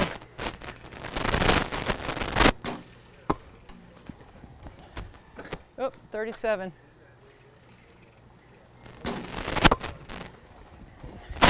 38.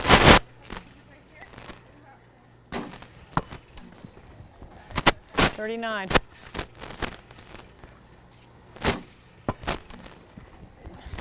40.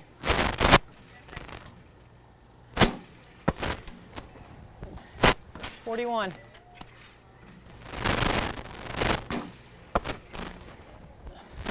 42.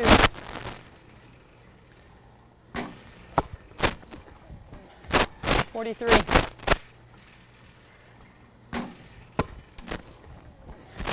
44.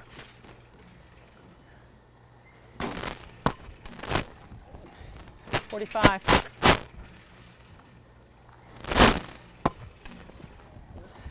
46.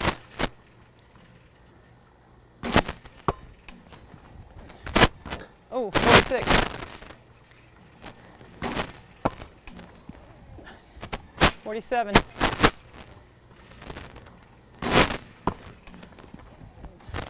48.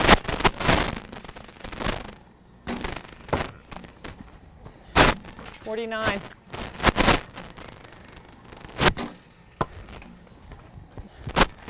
49.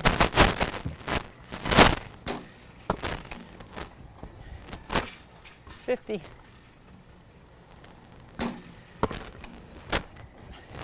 51.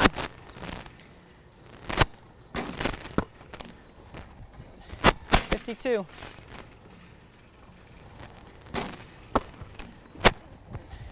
53.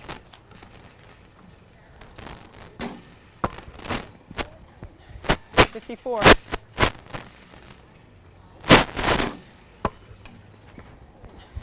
55.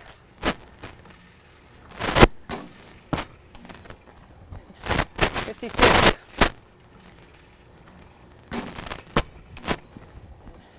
57.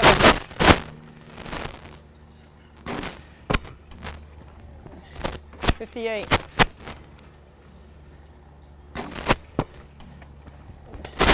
59.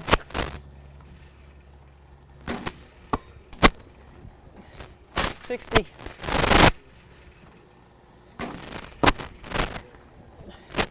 61.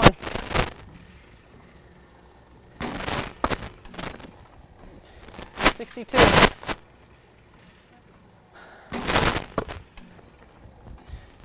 62.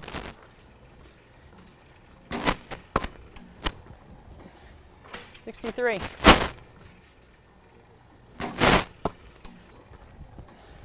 64.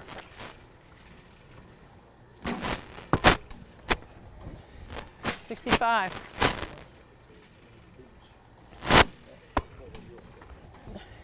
66.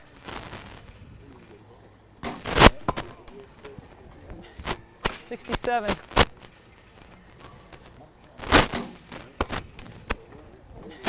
68.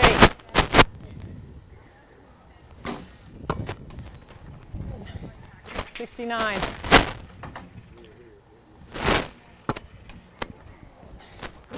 69.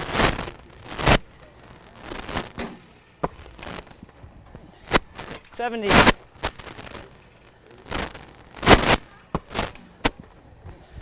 71.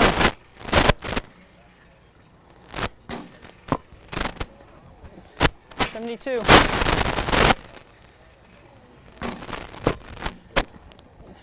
73.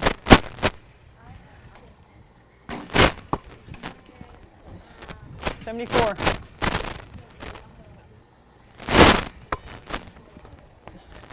75.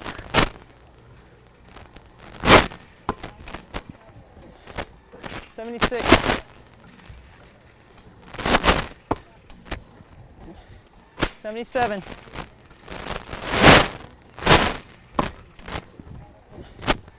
78.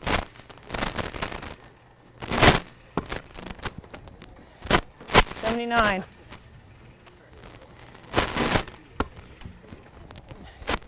79.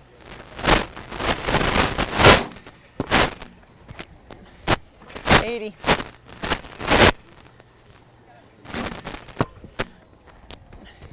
81.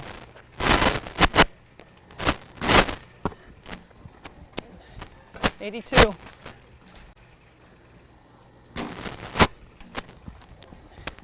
83.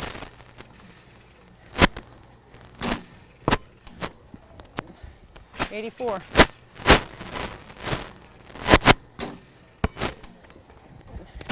85.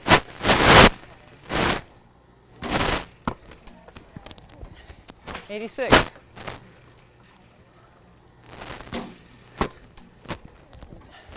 87.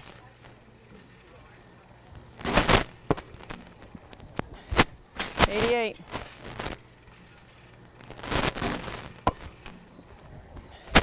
89.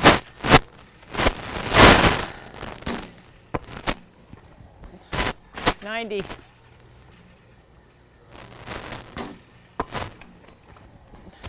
91.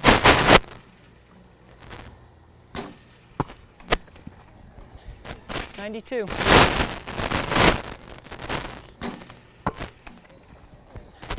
93.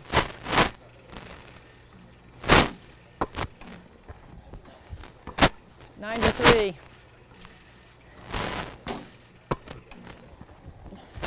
94.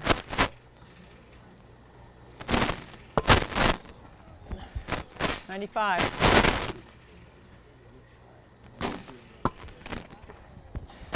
96.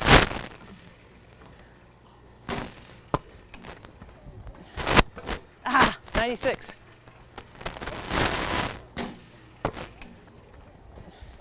97.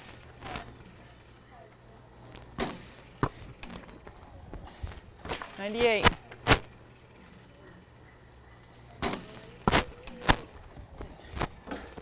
99.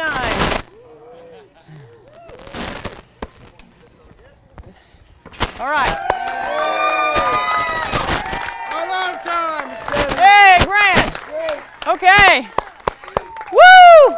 Hey, what's up, Daniel? Good to see you. Hey. This is Sheldon. He's excited to meet you. Sheldon, I can't wait to talk to you. Listen, we have just made another 100, and we are ready to go to some really special basketball friends. John and Sue Gibbs have been kind enough in the past. Not only are they great fans and friends, but they have supported our event in many different ways. And I'm so pleased to bring John and Sue Gibbs onto the live stream with us. John and Sue, are you guys there? Yes. Can you hey, see us? There they are. Hey, good to see you guys. Good to see John, you. I don't know how many I missed that round, but I think you were counting. I think just 8 or 9. Okay, that's not bad. That's okay. How you guys doing out there in Oklahoma? We're doing very well. Yeah, it's a little warm, but other than that, is it hot where you're at? Woo! Yeah. Yeah. It's about 85 degrees out here, and it is absolutely Okay. gorgeous. Good So deal. nice. Good deal. What do you guys think So about this this is- event? You've known me for a long time. Sue, I know some people questioned whether I was capable of doing it, but you never wavered. No, never. No, this is your what? This is the 4th year, and I Yep. think you're already well over $500,000, right, in total. You're right, John.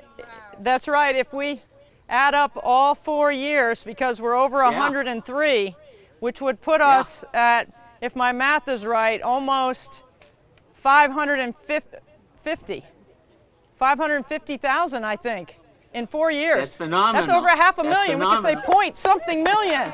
Right? Yeah.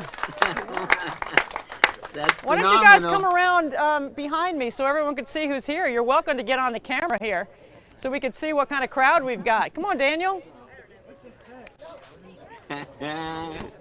So it's 85 degrees here. There's a nice little breeze. We're having a great time. We've got lots of Special Olympic athletes that have shown up to celebrate with us and to share. Hi.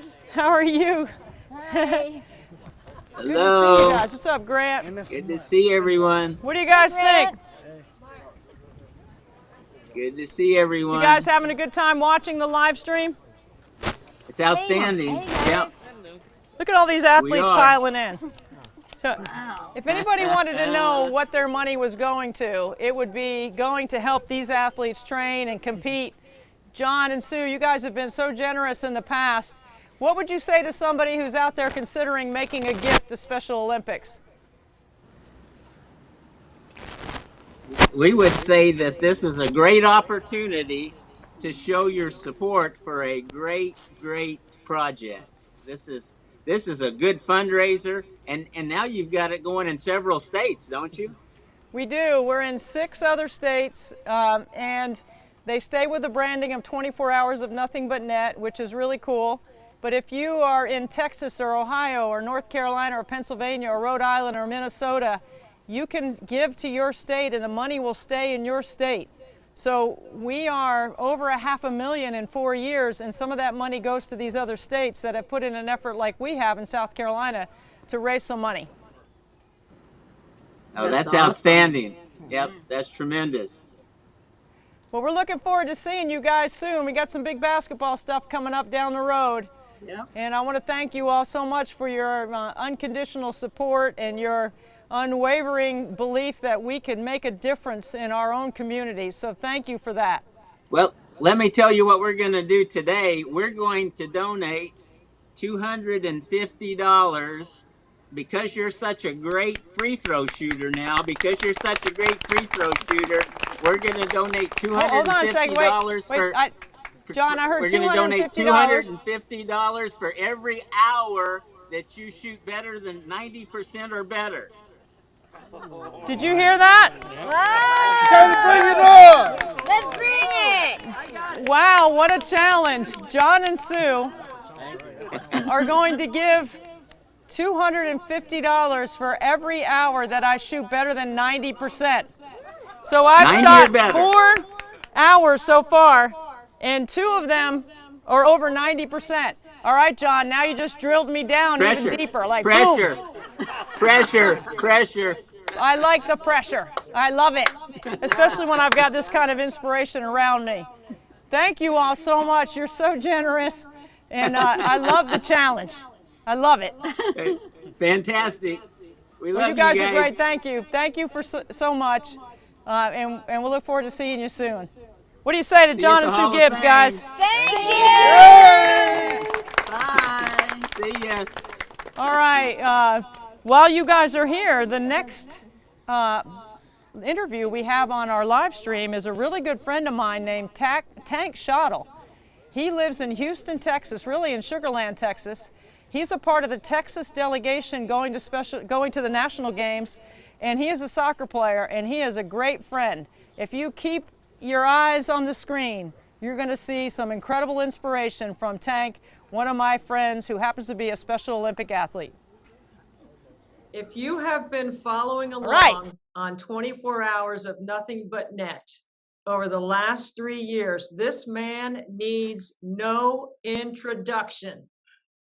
Tank Schottel is my guy. He is one of the biggest fans of 24 hours of nothing but net that is around. Tank, thank you so much for being with us. Thank you for having me. Gosh, I said to you, I don't know why I don't have a weekly or a monthly coffee set up with you, man, because there's not many that inspire me as much as you. You are amazing. Yeah, I love spending time with you. I just love having you, and I always have a great time doing this. Well, give us an update. Tell us where you are, because I think you got some breaking news for me. Yeah, I mean, well, in 2 weeks, I'll be in San Antonio for the summer games. I'll be doing soccer, and then after that, got to get ready for the Special Olympics USA Games in Orlando, Florida. So I'm very excited to go over there. I've never been to Florida. It'll be my first time going there. I'll be playing for the Team Texas Unified Soccer Team. I'll be playing goalie, and so I can't wait to go to Florida. I have a lot of friends over there, so there's gonna be a lot of people gonna come out and watch me play. So it's gonna be a wonderful experience. So I can't wait to go over there and meet so many wonderful people, and I'm just enjoying this. And the other thing I like to share, I was selected. I'll be playing for the Houston Dynamo Unified team now. They're affiliated with the Special Olympics, so I'm gonna be very busy for the next over a month or so now. After pretty much, so yeah, I'm just very excited. I'm just very blessed to have this opportunity to compete for the USA Games and going to San Antonio in 2 weeks, and then now being part of the Houston Dynamo Unified team. I mean, it's really a blessing. I mean, I'm gonna enjoy every moment of it. It's so great, Tank. Because I follow you on social media, because I'm one of your followers, and you every day you provide uplifting inspiration to people like me. I know how hard you trained and what your tryouts were like to make the team. Kind of take us through what that competition was like.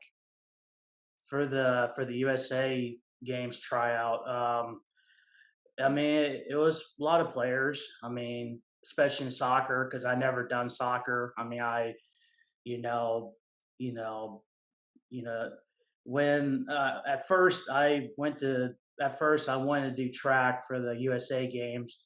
That didn't work out. I wasn't picked, and then one of our East region, our specialist people that work in Texas, they told me they were doing a tryout, so I decided to do soccer tryout, see how that plays out. And then, I decided to do a goalie.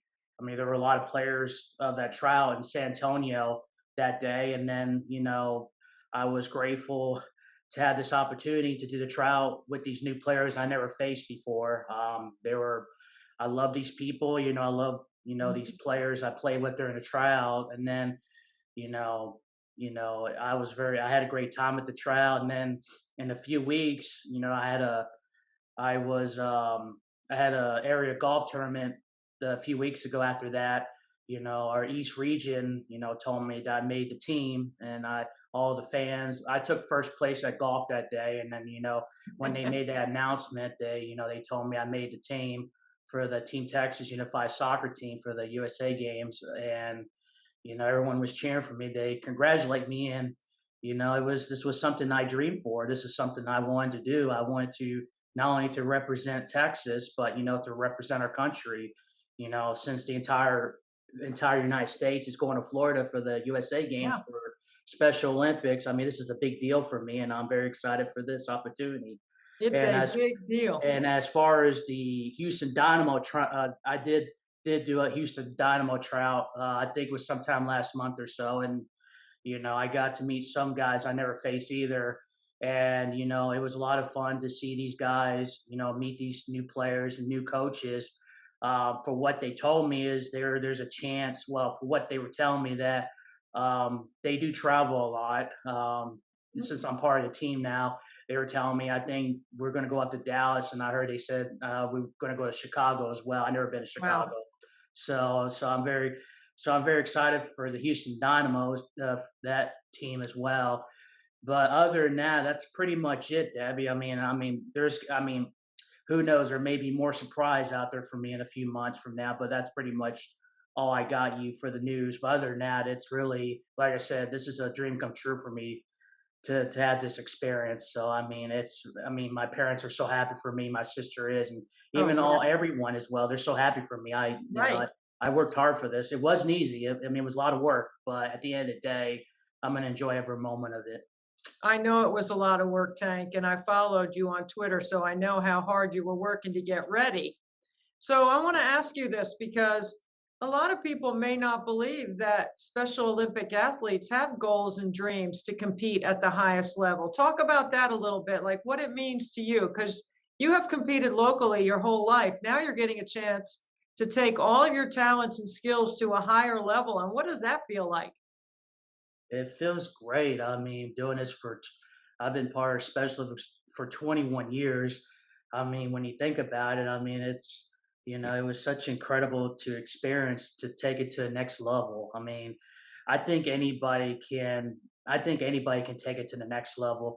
As long as you believe in yourself, you can do it. I believe anybody can do it. I mean, you know, it takes time to get better no matter what sport you're doing, but it takes time. I mean, you know, but at the end of the day, you know, if you know, no matter what sport you're doing, as long as you give your best effort 100% each and every tournament you're doing, I think that everyone will always be winners regardless of the outcome of your tournament is. But at the end of the day, you know, it's all about working hard, doing your best, and you know, stay in shape and keep working out. Just do your best and, you know, give it all you got. I mean, that's all that matters. And like I said, win or lose, you know, we're all winners, and you know, we'll take it day by day and see what the outcome of your future holds for you. And I believe anybody can be better. It takes time, and you'll get better at it as your life goes on. I believe anybody can accomplish that. Tank, when you wake up every morning, I know you wake up on the right side of the bed because you're so positive and you're so full of the right attitude. What are some of the things? I'm just curious, like, what's it like for Tank when you wake up in the morning and you get ready to go about your day? What are a couple of positive things you're thinking about? I try to, you know, stay happy, stay positive, and I know with everything going on with, you know, social media and all this other stuff going on, I try not to let it get to me. You know, I try to focus on of myself, you know, just taking day by day for me, and, you know, just taking care of myself, you know, just staying healthy, you know, just keep exercising, and I try not to worry about all the bad stuff that's happening out in the world. You know I do think about everyone, and you know I care about everyone for everyone's safety and as well. You know, for me, I just try to focus on myself. You know, just taking care of myself, and you know, keep being happy, staying positive, and just keep thinking about love and hope and faith for myself and for everyone. Just keep staying positive. That's pretty much it for me. So Special Olympics is a way for you to share all your positivity. And if somebody was watching this right now in the middle of 24 hours of nothing but net while I'm out there shooting free throws, and they're thinking, boy, I'd really like to support Tank, his teammates, and other Special Olympic athletes, what would be your message to them to ask them to help support Special Olympic athletes? You know, I think that it would be appreciated for people out there to donate for Special Olympics. And I think that it would mean so much, not just for myself, but for everyone that are a part of Special Olympics. And I think it'd be you know, I think for me it's just, you know, appreciate, you know, what we do. I mean, I know it's a lot of work. I mean, when I think about, you know, people that I see people all the time at my state, you know, each region, all these people from different district of region of Special Olympics Texas or any state. I mean, you know, these people work very hard for this. I mean, it's a lot of work for these people, and you have to give them credit for that. And you know, these people, you know, they got to go different places each time, each tournament, no matter what sport it is. And that's something that I'm very appreciative for these people, for their hard work. I mean, if it wasn't for them, then where would I be at? Where would I be competing at if it wasn't these people that work hard to make this happen? And but I mean, I appreciate what Tim Shriver and his family, these people have done for over the years and centuries. I mean, I couldn't have done it without them, you know, and something I really appreciate what these people have done for me. And, you know, that's why I'm very blessed to be part of this organization. And it would be grateful to all the people out there watching this to donate for Special Olympics, and just be thankful and I appreciate all the things they have done for me and for everyone for all their support as well. You're a big part of my inspiration when I'm training for 24 hours, Tank. And so is my guy, Frankie, back here. You know, he's all fired up like you about competing for Special Olympics. I have a surprise for you. You like surprises? Yes. I heard that you were a big fan of Dolly Parton. Is that true? Yes. She's one of the people you really admire, isn't she? Yes. Well, guess what I have for you? I have a personalized autographed picture Oh wow. to Tank from Dolly. Oh wow. What do you think, man? I'm happy. Pretty cool, right? Wow. So, Dolly, I don't know Dolly, but I have a friend named Michael Strickland, and Michael knows Dolly. And when he told me he knew her, I said, oh, I have a friend of mine that absolutely loves Dolly Parton.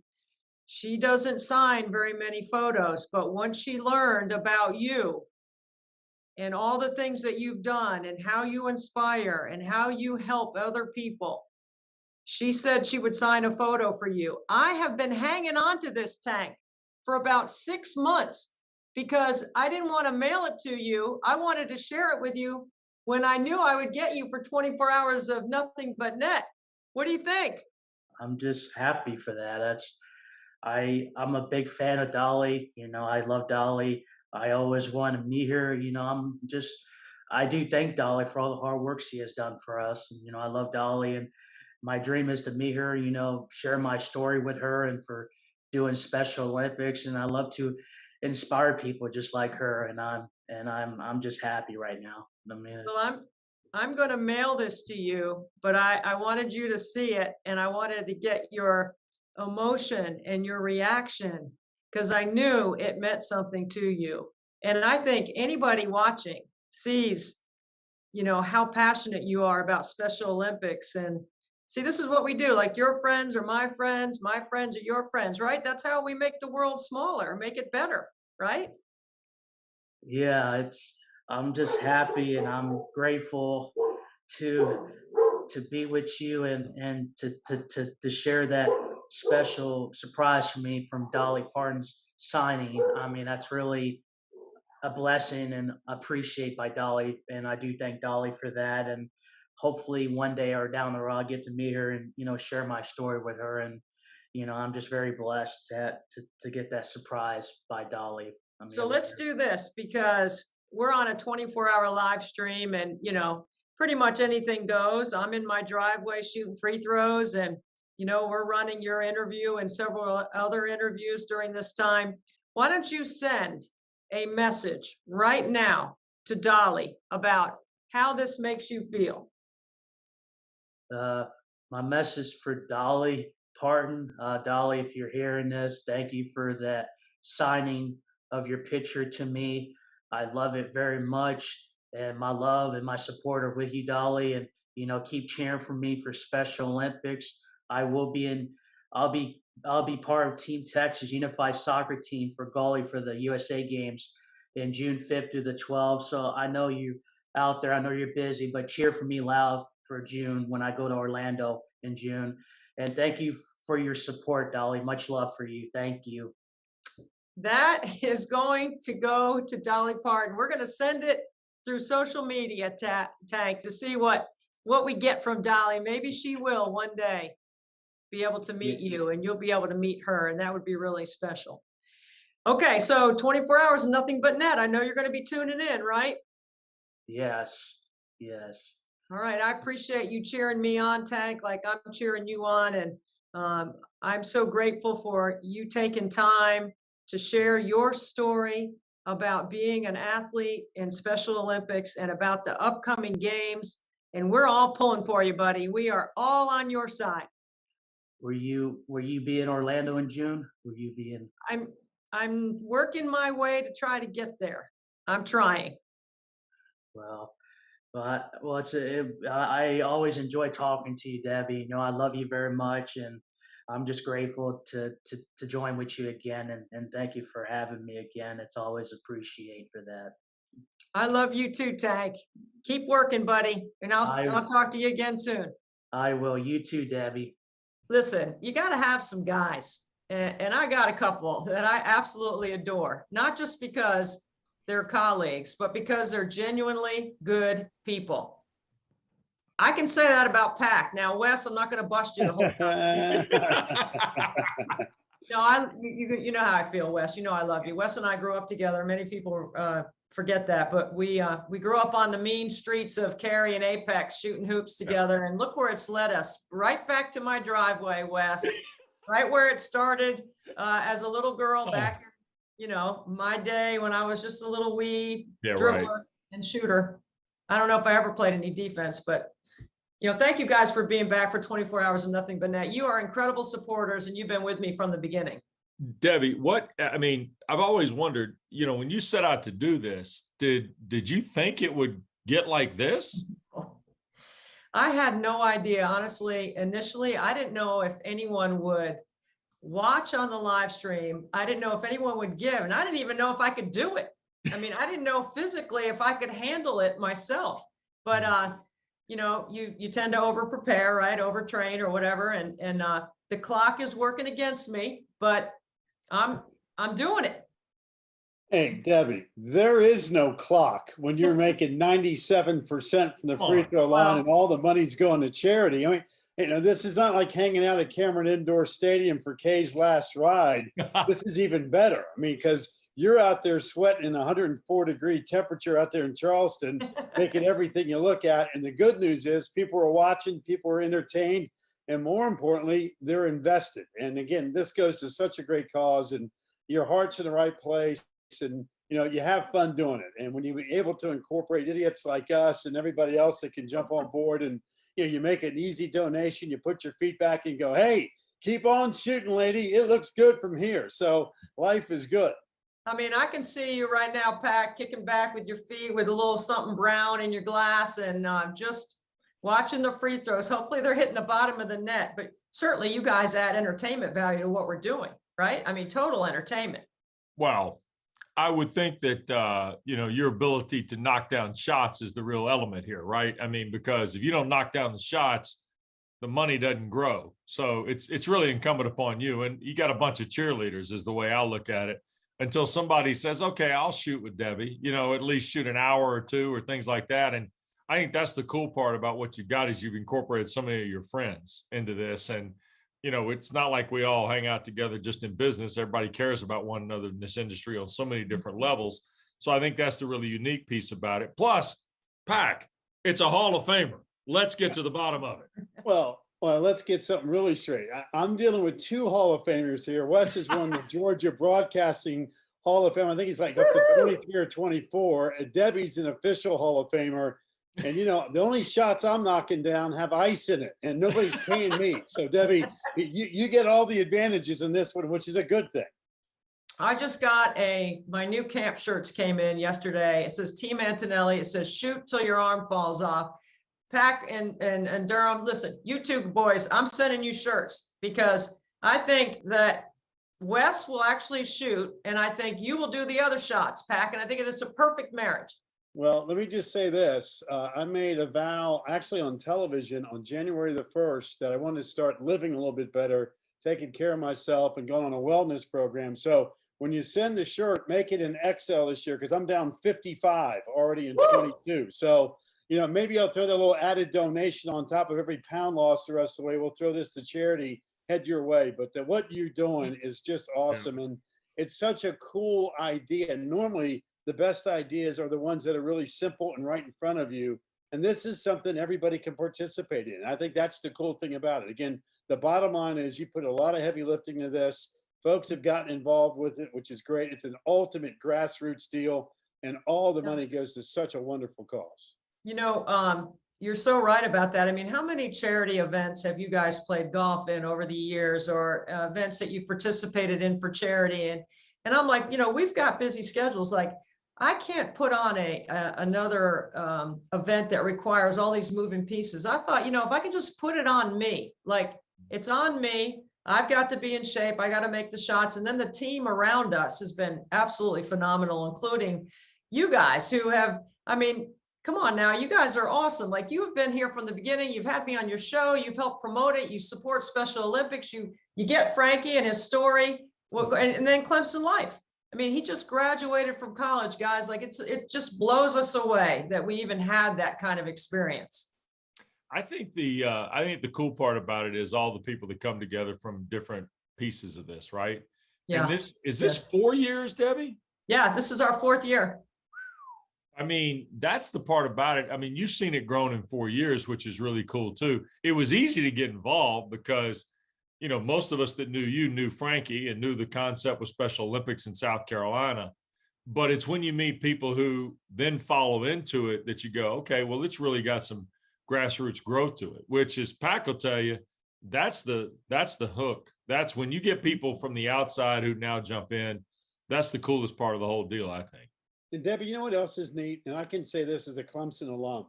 You know, there's not many things in the state of South Carolina that truly brings everybody together. I mean, there's a lot of things that we love about whether you live down in the, you know, live in the upstate or you live on the coast or the Midlands or whatever. But I think it's awesome that you bring in dignitaries, if you will. And I use that term loosely because you and I and Wes are sitting here having some fun with this. But when you can bring in dignitaries from really all the colleges in the great state of South Carolina that say, hey, listen, you know, we battle on football Saturdays or the hardwood come hoop season or baseball or softball, whatever the sport may be, because it's a great sporting state. But I think it's cool when you can bring in dignitaries from every institution in the state that come together for one feel good. And that's exactly what this project is. And to me, those are the best ones. Hey, we could disagree whether you love Clemson or South Carolina or Furman or College of Charleston or Coastal Carolina, whatever the case may be. What about Newberry? What about Wofford? Whatever. What about I mean, Presbyterian? you throw them all in there. That's why this thing's so cool. But that's why we can all come together. And believe me, with all the different directions people are getting pulled in this day and age, whether it be college athletics, politics, family, whatever, this one brings people together and for all the right reasons. Hey, Debbie, here's one more thing. We don't have to worry about NIL or the portal with this either. Yeah, no one wants me. I'm not transferring. I'm not changing my venue. Retention is a really important part. Training's a really important part. I've got my education. I'm excited about this. This is what, as you said, you guys both said it so well. I mean, it does unify people because if you can do something for someone else, you can make somebody else's world just a little bit easier, a little bit brighter. That's what we're doing. You know, we need the money so that athletes can train and they can compete and they can organize. And as you guys know, I've told this story many times. You know, Frankie is smart and handsome. He's athletic. He has a lot of friends. He's very social. He's very fit. He loves to participate. And he happens to now be a college grad, but he has Down syndrome, and that doesn't define who he is. It's just a piece of who he is. And we've worked really hard with our three boys to make sure that everybody's on the same page. You know, everyone's held to a very high standard here. And, you know, I'm the only portal that I'm interested in is well, that's another portal. I'm not going to talk about that portal right now. That's for outside my house, because the volume of people that have shown up on game day, if you will, has increased, and it's been absolutely phenomenal. Absolutely phenomenal. So what's the goal? How many are we hitting here? What's our percentage goal? Let's get to the nuts and bolts of this, Pac. I mean, we did the game, Debbie. What's the percentage here? Well, so I'm averaging 92 over 3 years, and I've had 2 94s and an 89. You know, I mean, if I can keep it over 90, I would be really pleased. But I will tell you guys, honestly, I'm challenged as a competitor, right? I have not had an hour where I haven't missed. I've had a couple of hours where I've missed 2 or 3. I have got to make 100. That's the goal. Like this year, in one of those 24 hours, I have to make all of them. I just haven't done it yet. I got to figure out how to do that. That's my personal goal. But from a money standpoint, the awareness, I can't even measure. But from a financial standpoint, the thing that keeps me going is every hour, the money goes up. Each time I get to the top of the hour to shoot, more people have contributed. And there's a lot of grassroots contributions. You know, there are a lot of 25s and a lot of 50s. And I'll tell you this because you guys know this. I mean, the first year, 325 people donated. We raised 85. The second year, 650 people donated. We raised 125. Last year, 980 people donated. We raised over 200. And I know those numbers because I write a handwritten note to every single person thanking them because it is so personal to us. And I know what it means to the families in our state and in the 6 other states that are participating with us this year. And it has a definite impact. And we love sport, right? Everyone should experience getting a chance to play. Well, I tell you what, you keep firing it in there at 90% higher. You'll find out that transfer portal, if you have one more year of eligibility left, Debbie, it wouldn't surprise me if somebody sneaks you in there somewhere. Listen, Pac, Wes knows this about my game because he scouted me since I was about 12. All right. I never went to the free throw line very much in college unless the other team got a technical. Then I would shoot free throws. Otherwise, my game was like Wes's. We were outside the arc, baby. We weren't going inside. We were staying out here. Heck, nobody raised their hands above their waist on defense with me and Debbie. Hey, Wes, I would suggest, even though you've won the State of Georgia Hall of Fame, I think it's now up to 35 times since the start of this interview. I could see Debbie outside and people going, "Oh, you got no shot." But with you, I have a feeling somebody's going to be right in your grill, quite frankly. You'd be surprised back in the day. Oh man, we had some fun. That's true. I mean, we love to tell that story. Wes, he was talking back then. Pac. I mean, he was calling play-by-play when we were kids. Awful, Pac, just awful. Great. Well, I can't tell you what it means to me to have you guys as not just as supporters on this, but friends. And I love you both. And I'm so grateful for how you've supported this whole event and what you've done to allow other families like mine have an experience through sport. It's all our pleasure. You know that. And think the world of you. And hey, I got to meet Frank, Pac. So now I found out who the real marketer is. Well, you're right about that. I mean, Debbie's out there making 96%, and Frankie's over there, man. He's got some coin on the side now. He's got it going on now. There's no doubt he's the star of the show. There's no question. You know what? At the end with the ceremonial last shot, I don't want to jinx him, but every year he nails it. Sure he does. And wait, before I let you go, just one more thing.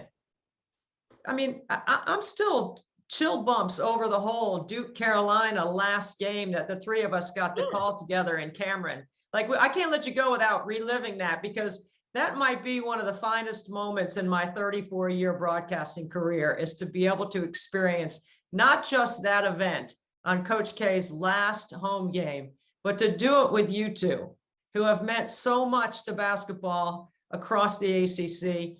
I mean, both of your dads and the legacy that they have left in the game. And I'm standing between the two of you on the call, and I'm looking to my left, and Wes is standing there, and I see Woody.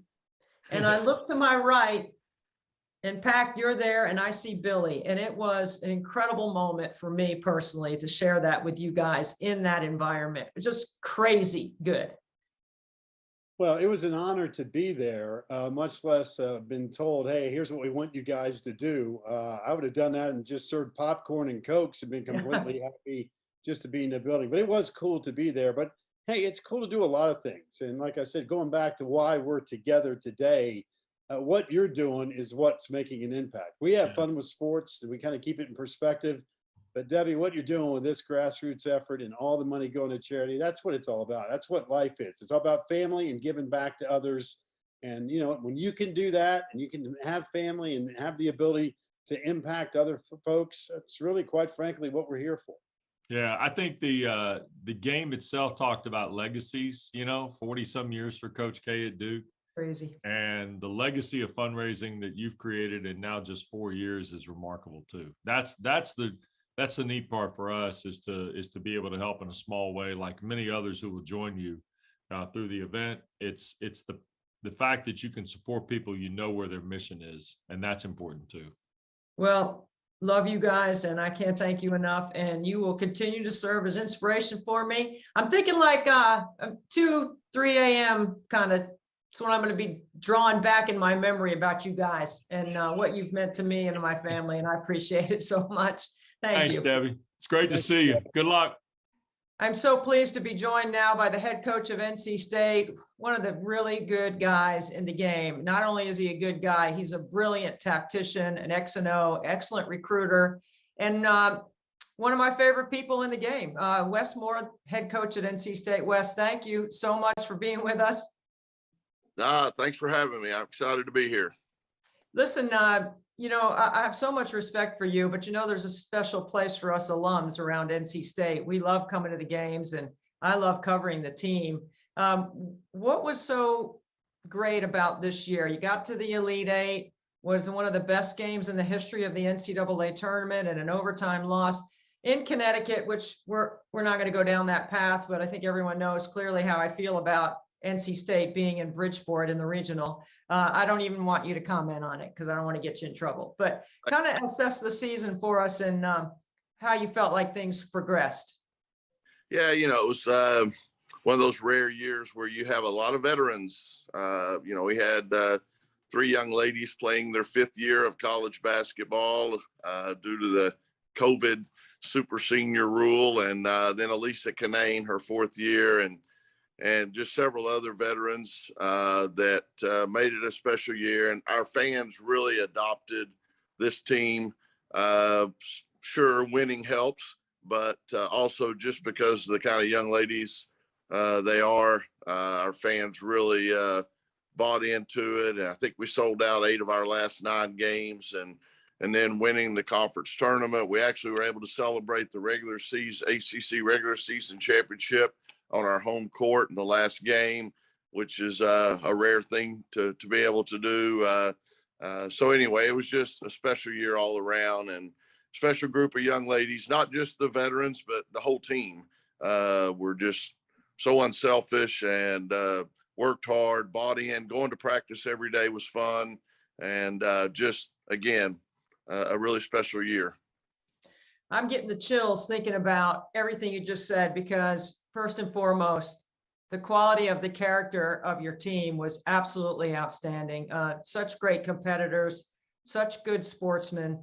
And I mean, they laid it on the line every night. You could tell that they were really connected and that they were willing to sacrifice a little bit of their own to help the team. When you're coaching in that kind of climate, Wes, when you know you've got all the pieces, how much fun is that for you? You've been in it for so long. Yeah, it was fun. I think you also, though, have to realize there was a lot of expectations, and everyone, everyone from within, outside, felt like we should get to the Final Four, and that's what we were striving for. So, but the journey was great. That's what I always talk about. I wanted to do something special with a group of kids that you could be proud of on the court and off, and that group definitely fit that description. So it was fun to be around them, not just on the court but off, have a good time, and obviously winning made it even better. I love the word journey, not just in perspective of the season, but for your journey, Wes. To know that you're going to play in front of sold out crowds and to have the kind of product that you put on the floor that can compete every night. I know when I walk into Reynolds Coliseum, even after all these decades of being in there, from being a camper at KYAL camps to, playing there myself, and then, just the smell of the arena and the feel, like Raleigh really jumped on. I mean, it was really amazing to watch the marketability of your program and where it sits right now. This has got to be kind of like one of the dreams and goals that you have as a coach, is to be able to coach in that environment. No doubt. I probably wouldn't have envisioned it when we first got here. And, we went out, we hosted obviously the Sweet 16 and, or leading up to the Sweet 16, first and second round. And we put the team in a hotel so they could have the full NCAA experience. And we went out to dinner one night, and a nice restaurant. When we were leaving, walking out the door, the whole restaurant stood up and cheered. I heard recently at the Jimmy Buffett concert, they flashed a picture up of us when they were singing a song about hometown or whatever, and the crowd went wild. So it's a lot of fun for our players, and just so much energy and enthusiasm, and just can't thank our fans enough for making it really special. Yeah, NC State's definitely a unique and special place. As a season ticket holder myself, with a couple of courtside seats that my parents sit in, I would not trade them having that experience for anything. They absolutely love it. And, you make, the thing that you don't realize when you're playing or coaching or broadcasting is that all the friendships and all the connections that are made in the stands, because everyone is there cheering for the same cause. And it's an incredible outlet, but you make a lot of friends. My parents have made so many friends sitting there courtside at the games over the years that they value those tickets, and they value going to the game, and they love giving that to the officials when they can. Yeah, good. That takes the pressure off me. I appreciate that. Yeah, I always tease my dad about that. Wes, so you and Linda your wife, have been an incredible supporter of 24 Hours of Nothing But Net. My NC State family has been supportive of everything that we're doing with our family. You've had a chance to meet my three boys, and especially Frankie, who serves as my motivation, right? Yeah. When you think about Special Olympics, it's not just my event and this cause. You're involved in something that Gary Blair is doing, the newly retired head coach at Texas A&M, who has for years had a golf event for Special Olympics in the state of Texas. It's actually one that I admire and like to emulate in trying to raise as much money as he's raised over the years. I know you got a unique relationship with Gary, but it's also the cause that pulls you to go and play golf with him. Well, why are you and Linda so invested in helping others? Well, first of all, we've been very blessed. When I started out at Little Maryville College in Tennessee, coaching 2 sports and intramural director, and then they turned me over to sports information, doing all of that, making $10,000 a year, and just to be so blessed as we've progressed. And so we definitely look for opportunities to share some of those blessings. And your cause is, one of the best out there, and one that we, have a feel for, as, deep in our hearts, partly because of you, but partly because of what Special Olympics mean to us. Debbie, it started out at Maryville College. In fact, every year, us coaches at Maryville College would help run the Special Olympic track meet there in Maryville. And just to see the joy those kids